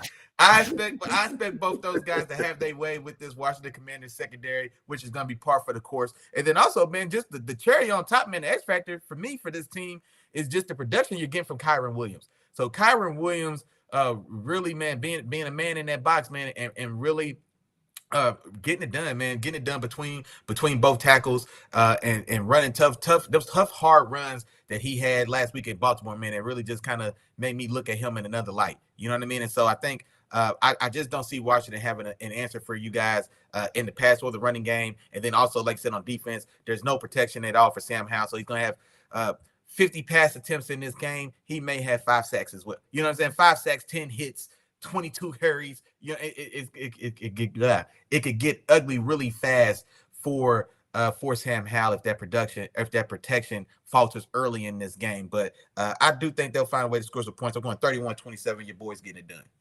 Gotcha. All right, appreciate you, Willie. You rocking with the white crowd, man. You rocking with your boy. I got you. On to the next game. We stand in the Rams division. We got the San Francisco 49ers going to Arizona to take on the Cardinals, man. And this one's not going to take long for me, Willie Jack. I'm going 49ers in this game. 49ers pretty easy. One of the best teams in the NFL versus one of the worst teams in the NFL. The difference is they got a quarterback that can do a few things. You know, they coming off of a bye week. So they may come out and try to, put together a little razzle dazzle, but I don't think the Woodall machines are playing at the top of the game right now. Everybody's rolling between Debo and Brock and Ayuk and Kittle, and all our guys are playing good ball. And of course, Chris McCaffrey can't go without mentioning his name. All those guys are playing very well, and then their defense is still playing solid too. And so I think they're going to make things hard on the Cardinals, and I think they're going to be able to steamroll in this game. So give me the 49ers in this one, 30-17 final score of this game. No, and yeah, mine's gonna be short and sweet as well, man. I got a lot to a little. San Francisco going on the road to get the job done, and my score was actually pretty similar as well. I've got 30-13, and yeah, just the Niners roll. I just don't see a way in which the Cardinals remain competitive in this game. Like I said, the Niners team is hitting on all cylinders. Especially offensively, and then on the other side of the ball, I just don't know how much challenge they're going to get from Kyler, James Conner, and Trey McBride. You know what I mean? The top three weapons on that Cardinals offense, even being at home. And so 30-13, Niners roll. Gotcha. All right. What was your score? You said 31-17? No, 30-17. 30-17, gotcha. 30-17. All right. And coming right back to you, Willie Jack, we got the Eagles going to Seattle to take on the Seahawks. And just to give y'all a little bit of a heads up, man, I don't know if everybody's been paying attention to this, but Jalen Hurts, man, he's been downgraded to questionable going into this Monday night game. I guess he suffered a sickness, and I guess his sickness has gotten worse overnight. So he's doing a little bit worse than what he was doing before. So he went from active to now questionable. He was downgraded the day before the game. So I don't know what this means. I don't know if he actually plays in this game. I think that does make a difference in terms of what my thoughts are on this particular game, especially with the way that the Eagles defense has been playing. So just wanted to put the nugget out there. If I had to guess, I think he plays, he fights through whatever he's dealing with, he plays. But give me your thoughts on this one, Willie Jack. No, I think he plays, and I saw that as well. But I think this is more so just making sure you have to report it, because like I said, I don't expect that anybody in the organization, especially Jalen Hurts, I don't expect that nobody expects him to miss this game.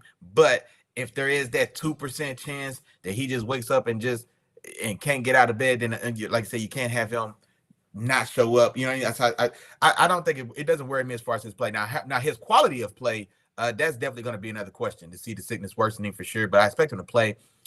This one, man, this is a tough one to pick as well for me, man, because just like you said, that Eagles defense is struggling. That Eagles offense, and we're talking about the defense, but that offense is struggling. That's an offense that scored one touchdown in that blowout against the Cowboys on primetime TV. You know what I mean? That second touchdown was a sack fumble that gets returned. So they got beat 33-7.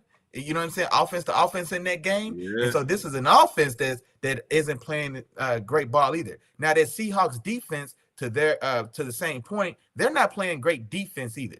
I think we are getting Geno's back starting in this game as well. The last time we saw Geno, he was duking it out and probably should have beat the Cowboys if they didn't crap the bed at the end of that game and just decide to leave maybe the most explosive pass rusher in the league untouched on fourth down. Whatever.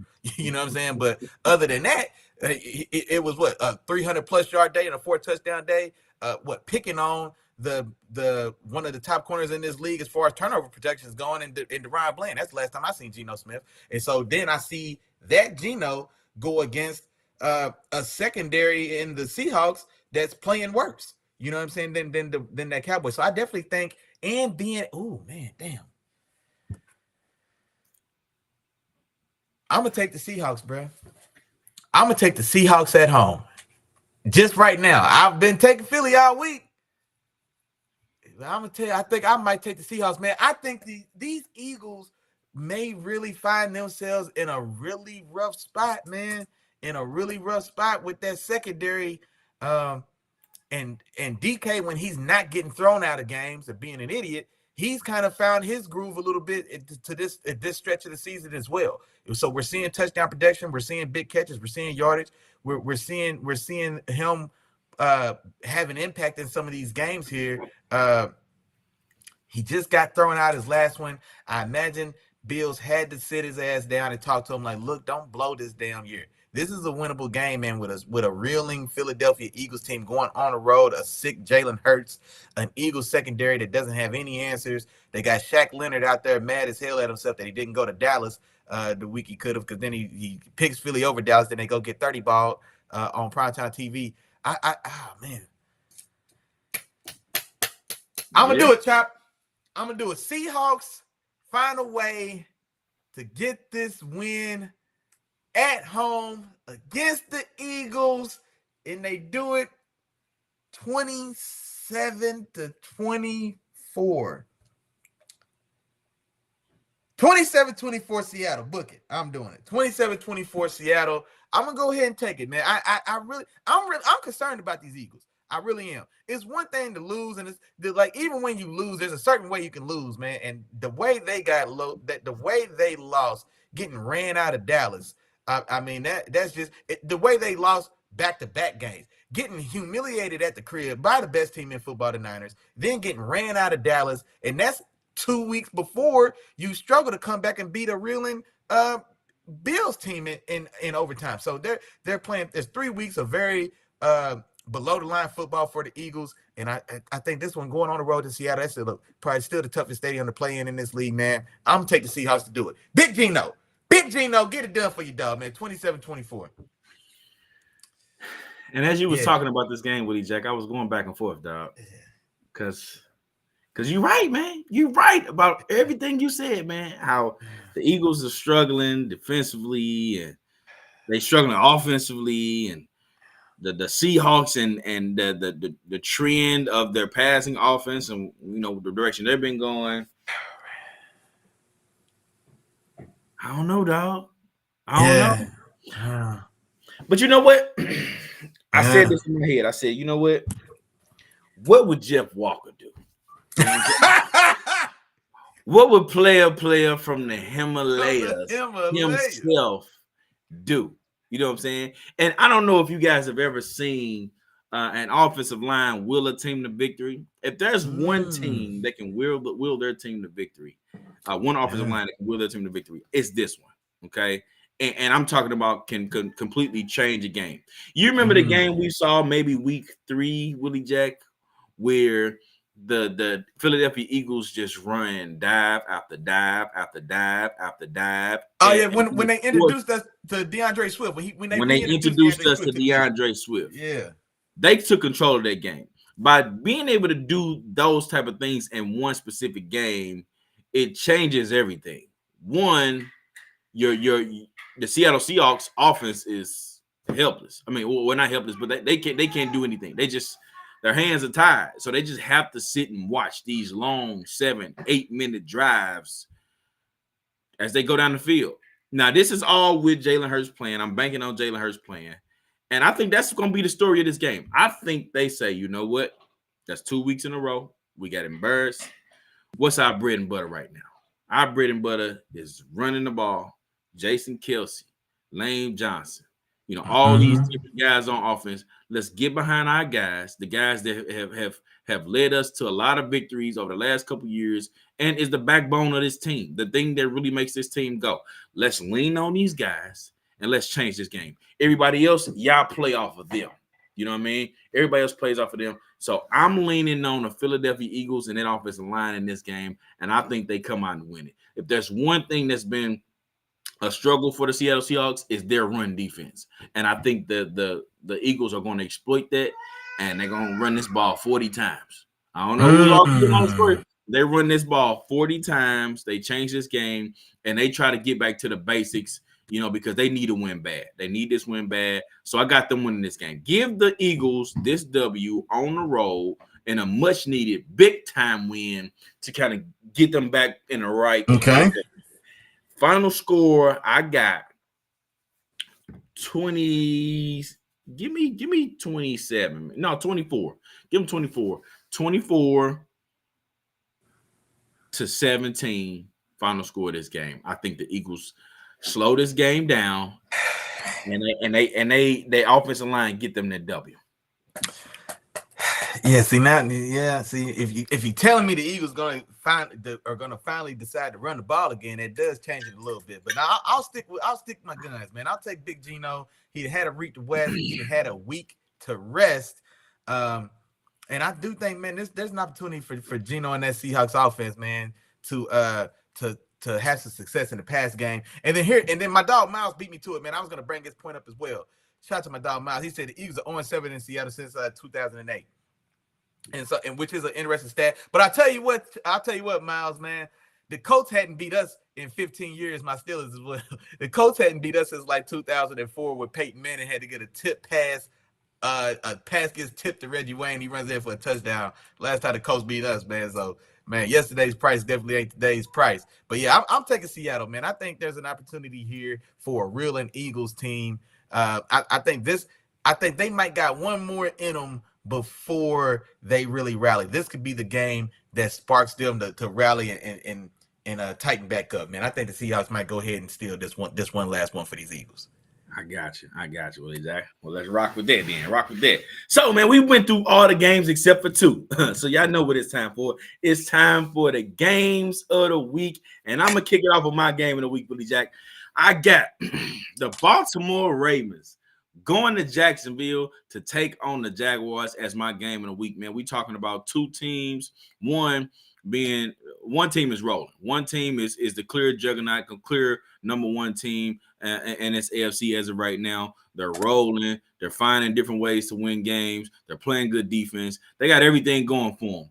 The other team has dealt with a few inconsistencies. You know what I'm saying? They've had a couple injuries, but they're still holding on to first place in their division, and they got some teams on their heels. The Indianapolis Colts aren't going anywhere. The Houston Texans are banged up, but they're still right there in contention.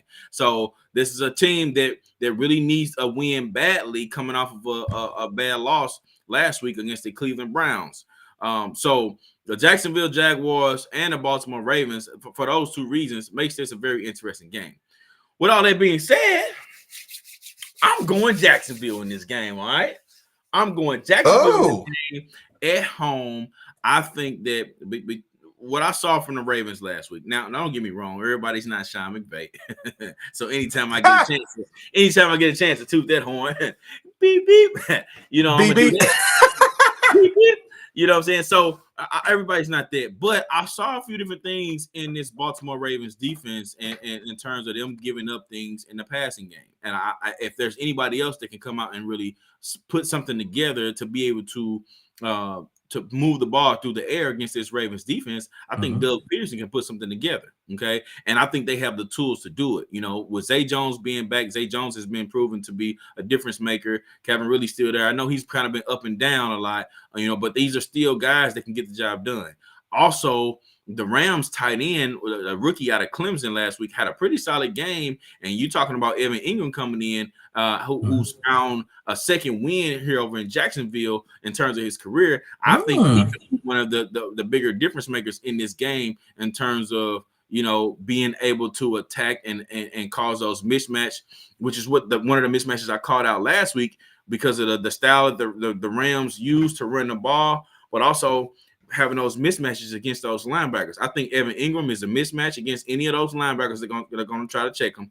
If they try to do that, and if they try to use one of their better corners, then that means one of those guys on the outside is going to be able to eat, in terms of Ridley or Zay Jones. So I like what the Jacksonville Jaguars have on paper against the Baltimore Ravens. And then I also feel like Trevor Lawrence is due.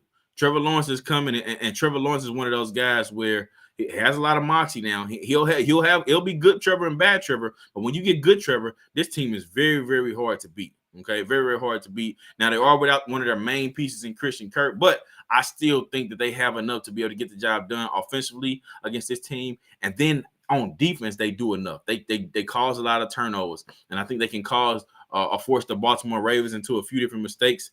And I'm going Jacksonville at home. Okay.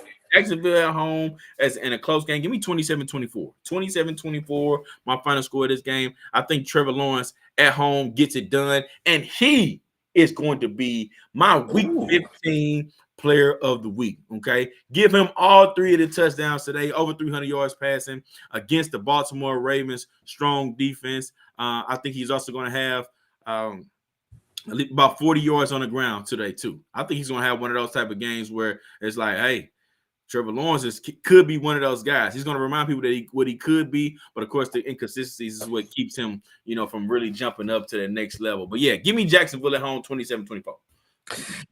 I'm not gonna lie, man. The more I look at this game, I think this game sets up for Baltimore to roll in this game, because I think the Jacksonville Jaguars, they've been to me a little bit of what we've seen from the Lions before the Lions just got this big victory. But it feels like they're ascending. They're right there below the kind of top tier teams in the AFC. Like every time they get a chance to kind of get a statement win and push through, and announcer says like, "No, we're here, we're legit, we're a real contender to be taken serious." They seem to falter, and so I think this is another one of those. And then also for Baltimore, I think when Baltimore's had these games as well, and I think there's sometimes where Baltimore shows up and then they're just on the money, lights out. Like they just kind of have to remind the league and remind themselves like, no, we still that. It makes me think about that Lions game. It looked like it could have been a good matchup. We got we've got an uprising team that's on the rise, and they're here. They just need somebody to knock off to prove themselves, and then you get beat down in embarrassing fashion because Baltimore says, "Nah, little bro, chill out." I think we can get that style of game here. Now, not to the extent that we saw from the Lions game, but I think Baltimore. I think Baltimore's going to roll. I think that comeback win, a game that they had, that the Rams had that game won, and Baltimore finding a way, they come back, they get the spark play, the punt return, and win that game in overtime. And now you go on a road against a team that I just don't see what they're going to do. I think Christian Kirk being out of this offense in this past game is massive because Calvin Ridley has been wildly inconsistent. We've had 15 games. We've seen Calvin Ridley show up to 2 of them. 3 of them, maybe. You know what I'm saying? Travis Etienne in the run game hasn't had much of any production. There was a stretch there where he was scoring touchdowns, but when I go back and look at it, he never had any yards. And so, I mean, he finished the game with 2 touchdowns, and he had 100 yards total rushing and receiving. You know, so they still didn't get much actual yardage production where we're actually showing that we're actually moving the ball. And then Trevor Lawrence is still banged up. It was just 2 weeks ago he got carried off the field because it looked like he broke both ankles. And then now I know he played last week against a tough Browns defense. I didn't expect him to finish that game. The way he looked on the field when he went down with that ankle, boy, you could have told me his feet didn't fall off. You know what I'm saying? And so he does get it out and plays last week against a tough Browns defense, and now to follow that up with a very tough Ravens defense, I think just may be too much. Especially, I just don't see where they're going to move the ball, man. I don't trust Calvin really to be the difference that we need. If you tell me I get Kyle Hamilton. Wait, is Kyle Hamilton playing? Kyle Hamilton, I don't think he's on the injury report. You tell me I get a chance for right now to have healthy Kyle Hamilton match up with Evan Ingram. I'll take Kyle Hamilton. I'm going to take him twice Sunday night in that matchup. You know what I'm saying? And then the rest of that Ravens he's questionable, so we don't know yet. Okay. We don't know yet. Okay. Let's say, so if he's playing, I like the matchup with him and Evan Ingram. I like that front seven.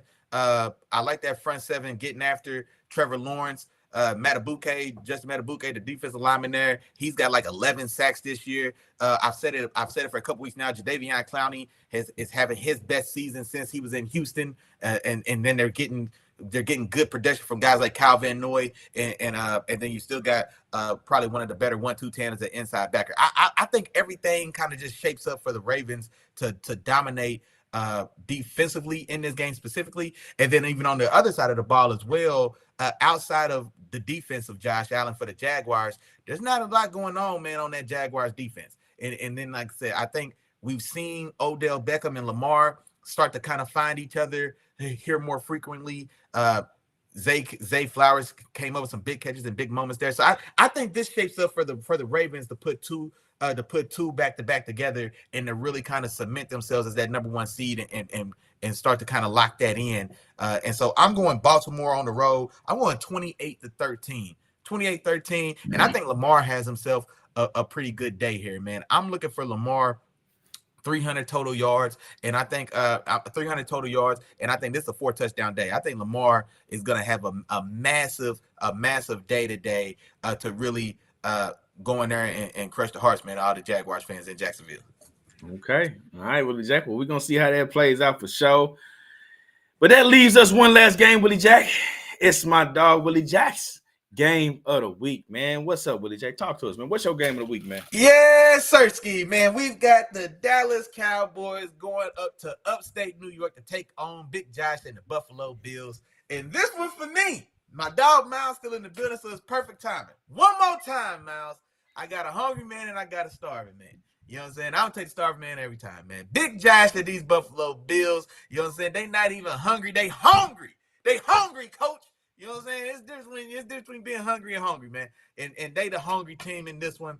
And then honestly, man, I'm not even sure how hungry the Dallas Cowboys are. I think the Dallas Cowboys, man, the Dallas Cowboys are a team that I think that they feeling themselves, man. They the pretty girl at the party once again. You know what I'm saying? They've been chasing that for years and years now. Now they finally back at the top. They finally back being America's team for a tad bit here. You get an excellent play from Dak Prescott. Don't want to understate that. CD Lamb and the connection him and CD Lamb have in this offense. Shout out to Mike McCarthy for getting all that dirt off his name, man, because it was looking ugly for him coming out of Green Bay and everything that was coming out between him and Rodgers. And so we could see that now he's found his groove. He's got that offense rolling. Dak's never looked better. CD Lamb making everybody think he's a top 5 receiver in the league. It's all going good. But I'm still going with the starving man and these Buffalo Bills. They are at home. And I think this is going to be an exciting Duke Fest, man. I'm taking Big Josh to pull it out 28-27. The margin of victory can get no slimmer because the one thing about this Bills defense, they themselves they're susceptible to good play in spurts and then letdowns when they really need it. When they've got to have that one stop against Philadelphia to secure this win, we don't get a win. We've got to have this one stop. I mean, so we've seen that time and time again. So I do anticipate that the Cowboys are going to have success in this one. But I'm taking Big Josh and the Bills to hold on and get it done by the slimmest of margins, 28-27. And of course, in the biggest game of the week, the biggest performer of the week will be Big Josh, and that's why he will be my player of the week. And honestly, I've got the same stat line I've got for Lamar and Jacksonville, I've got for Buffalo and Big Josh. I've got Big Josh going for 300 total and 4 touchdowns in this game as well. I think this is another game, man, where the passing yardage probably looks closer to 230, 250. And I think on the ground, especially with Michael Parsons, man, maybe flushing him and him having to get away and use his legs in this one to keep plays alive and also pick up that 3rd and 7, extend these drives, find a way to get down there and get us a touchdown. I think we get a good combination of the two, man. I'm looking for 240, 250 passing yards, 40, 50 rushing yards, and I'm giving them all 4 of these touchdowns. 28-27. The Bills get it done and stay alive in this playoff hunt. Gotcha, Willie Jack. And for me, man, this game is a little deeper, man. It's a little deeper than that for me. You know what I mean? This is the game where I want Josh Allen to separate himself, okay? I want him to separate himself clearly because all up and down my timeline, all these guys talking that, claiming they know football and they start talking about quarterbacks and comparing them. All I hear is, man, everybody always talking about Dak Prescott, but don't nobody say nothing about Josh Allen. Josh Allen this, Dak Prescott this. As if these quarterbacks are in the same tier. Now, don't get me wrong. Dak Prescott is having a hell of a year. Is in the MVP conversation for sure for me. You know what I mean? Josh Allen on the outside of that looking in, but that's probably because of the team success, and he has had some inconsistencies this year.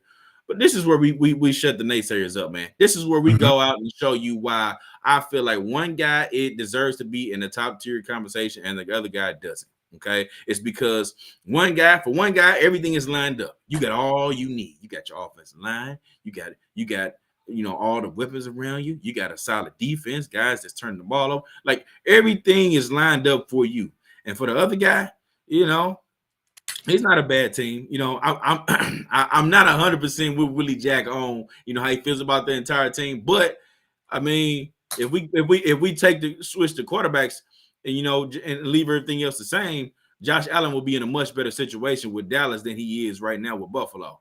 And I think that this is the game for Josh Allen to come out and really show how special he really is, how good he is in terms of his arm talent, and just everything around it. And I think he comes out and finds a way to get the job done at home against this Dallas Cowboys team. This is a 27-24 ball game. I got them at home. I think this is a game where you come out and you separate yourself. Come show why you deserve to be in a conversation, and you and Dak are on 2 different tiers. You know what I mean? So this is why I'm going. That's the main reason why I'm going Buffalo in this game. And then also, it's just something about when you're talking about some of the best players in the business. You know what I'm saying? And the thing is, when it counts, when it's needed the most, they always find a way. You know what I mean? So even with the Chiefs coming off of two losses in a row, you know, and what they've looked like,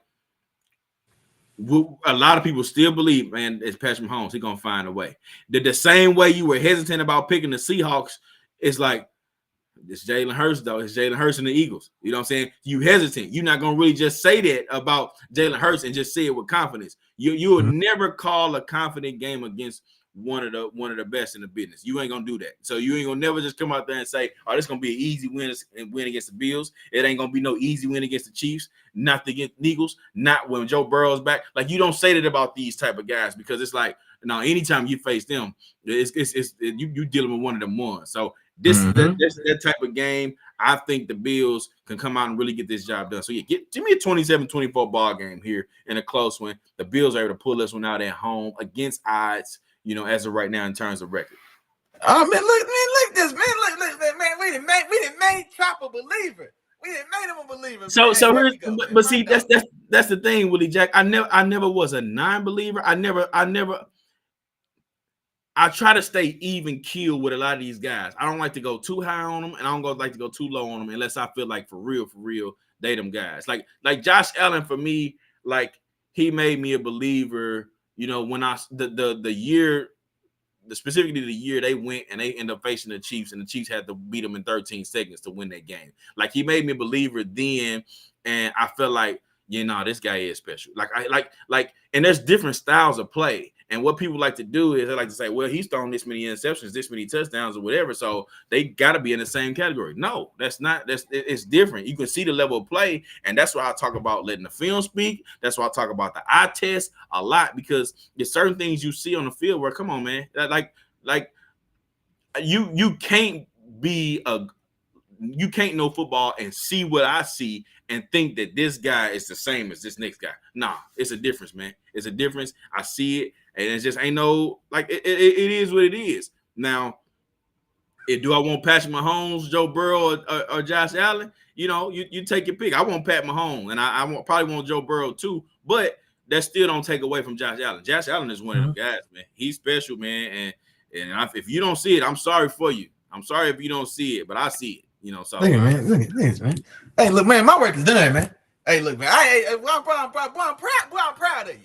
That's what's out there, bro. Now, all I got to do is get you on the train of seeing why Brock Purdy ain't in this MVP conversation. That's my next. That's my goal. Because the MVP, man, it's politics, it's public perception. There's a lot of stuff going into it, man. To not admit that he's in that race and probably one of the time. I mean, that we just fighting it. It's just. The system is set up a certain way, man. It just is. But all right, hold on. Hey, it's 11:59. Hopefully y'all got y'all picks at 4 minutes ago, but we right on time, bro. Yeah, and my fault, Willie Jack. I took us all the way to the last minute, man. But it's real quick, quick, it's always enough time to sing the praises of Big Josh, man. You do your thing. Well, look, man, my performer of the week this week again, Trevor Lawrence, man. I said over 300 yards, 3 touchdowns in this particular game. My guy's gonna have a really good game and help put together a big win against Baltimore. That's my performer of the week. You're right, and then I'll help you out as well, man. He dropped another nugget, man. Zach Wilson having a big day, 250 yards and 2 touchdowns. Also, Breece Hall going over 100 yards and having a touchdown, and I think what still qualifies as an upset win against the Dolphins. Of course, my player of the week, man, in my game of the week, Big Josh having a big 300-yard, 4-touchdown day to really get it going and keep the Bills in it. I'm also expecting Lamar to have a big day against Jacksonville. Same thing, man. 300 combined yards and 4 touchdowns in that game as well. And then other than that, we will get out of here early, man. It's 12 o'clock. It's kickoff somewhere. That's it. That's all. Shout out to all them film members that was in the building. Our dog Miles came through and closed it out. Wifey and sister to the show, Mrs. Boy ZB, our favorite coworker, was in the building as well. The fam bill, my mom, my sister came through. And y'all know how this thing goes, man. If I forgot to say your name, I'm sorry. My bad. But charge it to my head. Don't charge it to my heart. You know we think about y'all. Y'all enjoy y'all football Sunday. Y'all stay tuned. Yeah. Y'all stay tuned. Wednesday, 7 o'clock. Tap back in with the Dogs. No ain't gonna wear no watches. And we will see y'all then. Peace. Peace.